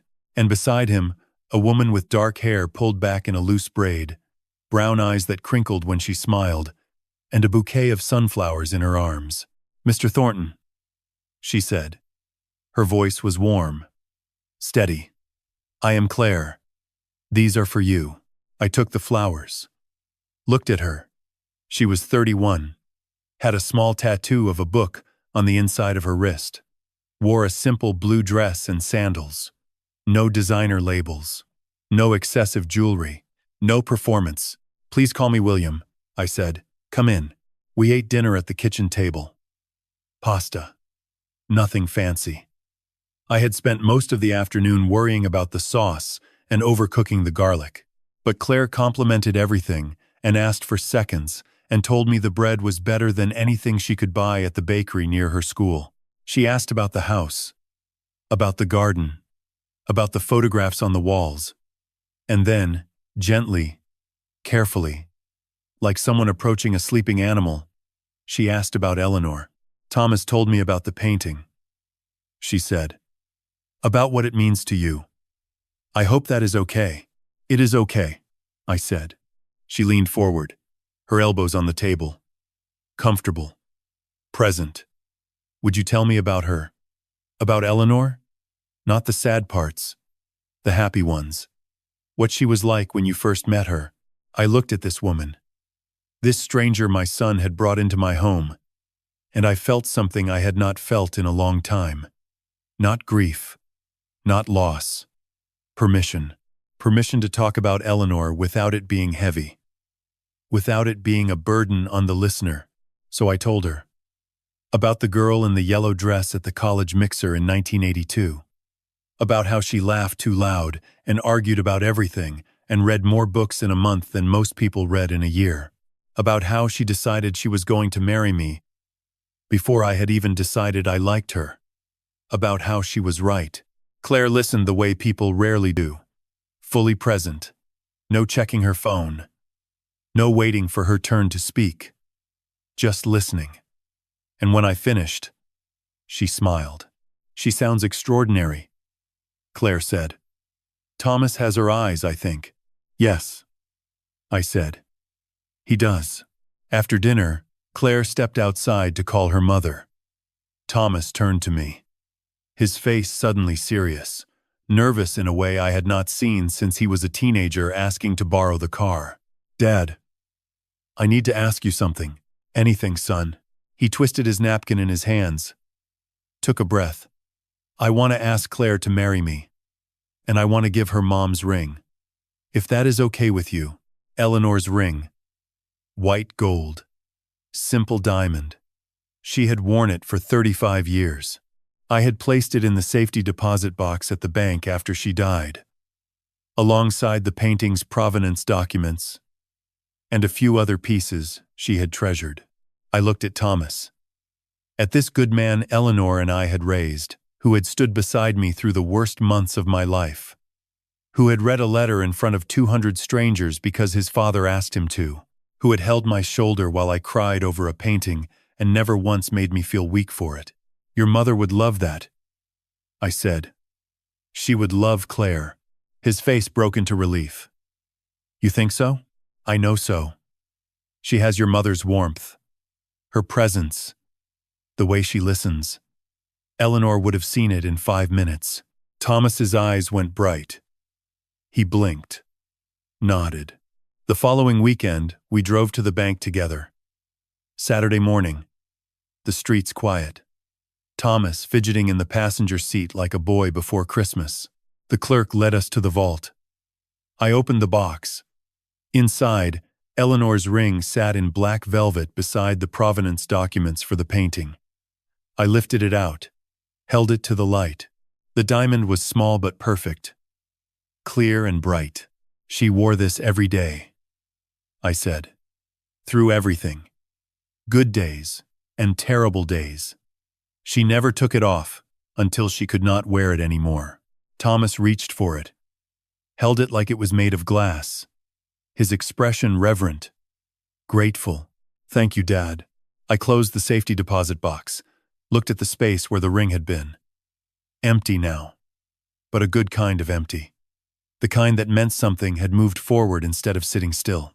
Walking out of the bank, the spring sun warm on our faces, Thomas asked the question I had been expecting. Have you heard from Sophia? She sent a card, I said. When I told her you were engaged, just said, congratulations. Nothing else. Thomas nodded. The silence between us was heavy but familiar. We had learned to carry it, without letting it crush us. Do you think she will ever come around? I do not know, I said. I hope so. But I cannot spend my life waiting for her to figure it out. And neither can you. I know, he said quietly. I just wish Mom was here for this. For the proposal. The wedding. She is here, I said, in that ring. In the way Claire listens. In the fact that you chose someone who sees the world the way your mother did. Thomas looked at the ring in his hand. Then at me. His eyes damp, but smiling. That evening I sat in Eleanor's chair with a cup of tea and thought about the past year. About everything that had changed. Thomas was engaged. The painting was safe. I had started teaching again. 2 history classes at the community college. I had coffee with Richard Prescott every other Saturday. I attended a grief support group on Tuesday evenings. I was not the same man who had stared at an empty wall 13 months ago. I was not fixed, but I was moving. The painting hung in the bedroom. I looked at it every morning, but I no longer needed it to remember Eleanor. Her memory lived in how I lived, in the choices I made, in the line I held. Memory lives in actions, I thought. Not objects. It was the truest thing I had ever learned, and it had cost me everything to learn it. I drove to Folly Beach on a Saturday in late October. Eleanor's birthday. She would have been 66. The painting sat on the passenger seat beside me, wrapped in the same acid-free paper Martin had used when he returned it. I was not taking it to leave it there. I was taking it to show her. One last time, before it went into the safety deposit box for good. The drive took 40 minutes. Windows down. Radio off. The salt air hit me before I could see the ocean. That familiar tang that Eleanor used to breathe in with her whole body every time we crossed the bridge onto the island. I parked in the lot near the pier. Carried the painting down the boardwalk to the bench where we used to sit. The one overlooking the dunes and the wide flat stretch of sand that led to the water. We had scattered some of her ashes here 2 years ago. Thomas and I. Just the 2 of us. A Tuesday morning. No ceremony. Just the wind and the waves and her dust becoming part of the shore. I sat down, set the painting beside me on the bench, unwrapped it carefully. Colette's garden, the peonies, the lavender, the roses climbing the stone wall, the path winding toward the gate that opened onto sky, and hidden in the petals, names, prayers, a century of women loving their families in the quietest way possible. I looked at the white peony in the center. Sophia's flower. The biggest. The brightest. The one Eleanor had believed in more than any other. I hope you bloom someday, sweetheart. I said aloud. Your mother believed you would. I still want to believe it too. The ocean did not answer. But the waves kept coming. Steady. Patient. Relentless. The way time moved. The way healing happened. Not all at once. Not in dramatic breakthroughs. Just one wave after another. Wearing down the sharp edges until what remained was smooth enough to hold. I sat there as the sun moved lower. Thought about the past year. About everything it had taught me.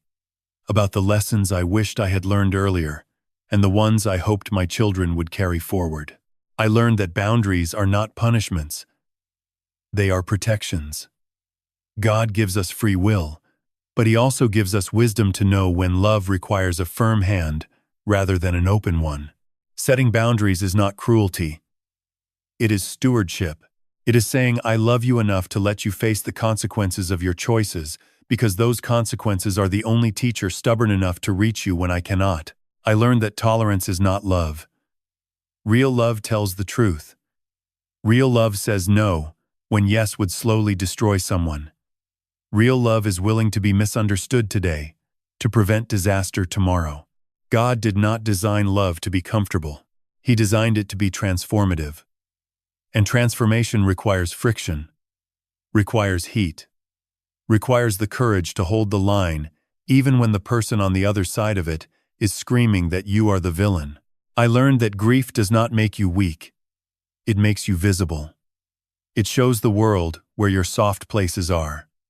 And some people will see that visibility and treat it with tenderness. And some people will see it and treat it as opportunity. The ones who treat it as opportunity are telling you exactly who they are. Believe them. God asks us to forgive, but He never asks us to be foolish. Discernment is not bitterness. It is survival. And I learned that legacy is not what you leave behind in a vault or on a wall. Legacy is the way your children treat each other. The way they treat strangers.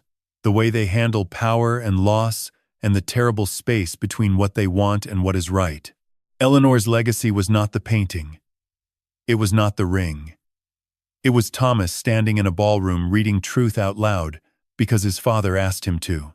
It was Claire listening to stories about a woman she never met and honoring her anyway.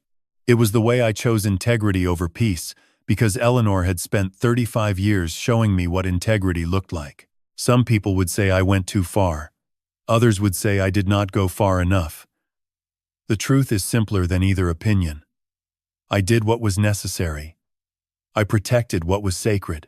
I held the line Eleanor trusted me to hold, and I let my daughter face the consequences of choices she made freely and deliberately and without remorse.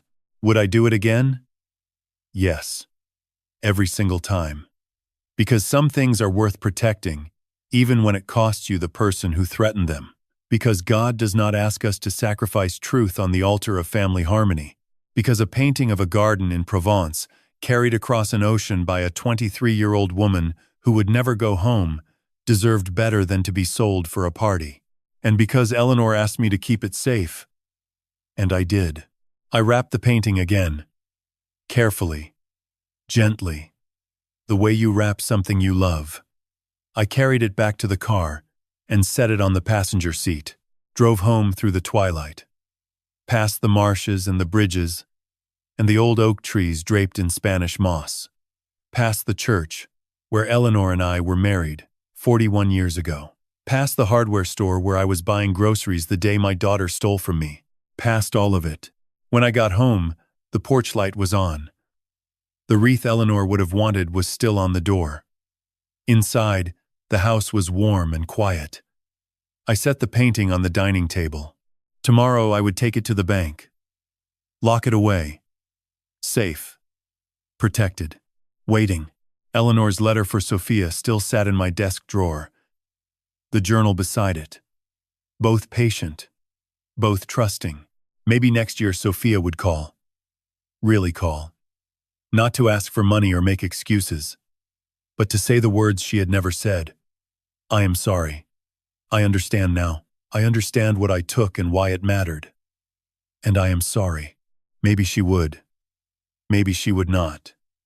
And I had made peace with both possibilities. Because I had learned the hardest lesson Eleanor ever taught me. You cannot love someone into understanding. You can only hold the door open and wait for them to walk through it on their own. I made a cup of tea, sat in Eleanor's chair, looked at the spot on the bedroom wall where the painting had hung for 40 years. Empty now, but not painfully empty, just waiting. The way I was waiting. The way Eleanor's letter was waiting. The way God waits for all of us to find our way home. What would you do if you were me? Would you have confronted her publicly? Would you have pressed charges? Would you have forgiven her by now? I do not know the right answers. I only know the ones I chose. If this story made you think about your own family, about the boundaries you hold or the ones you have let slip, about the people who earned your trust and the ones who broke it, then maybe it was worth telling. Maybe someone out there needed to hear that holding the line is not heartless, that consequences are not cruelty, that love, real love, the kind God designed us for, sometimes looks like an empty frame, and a letter read aloud, and a door that stays open even after everything. Subscribe if you want more stories like this. Drop a comment below. Tell me what you would have done. And thank you, truly, for being here, for listening, for caring about the things that matter. The porch light is on. The tea is warm. And somewhere in New York, I hope my daughter is learning to bloom.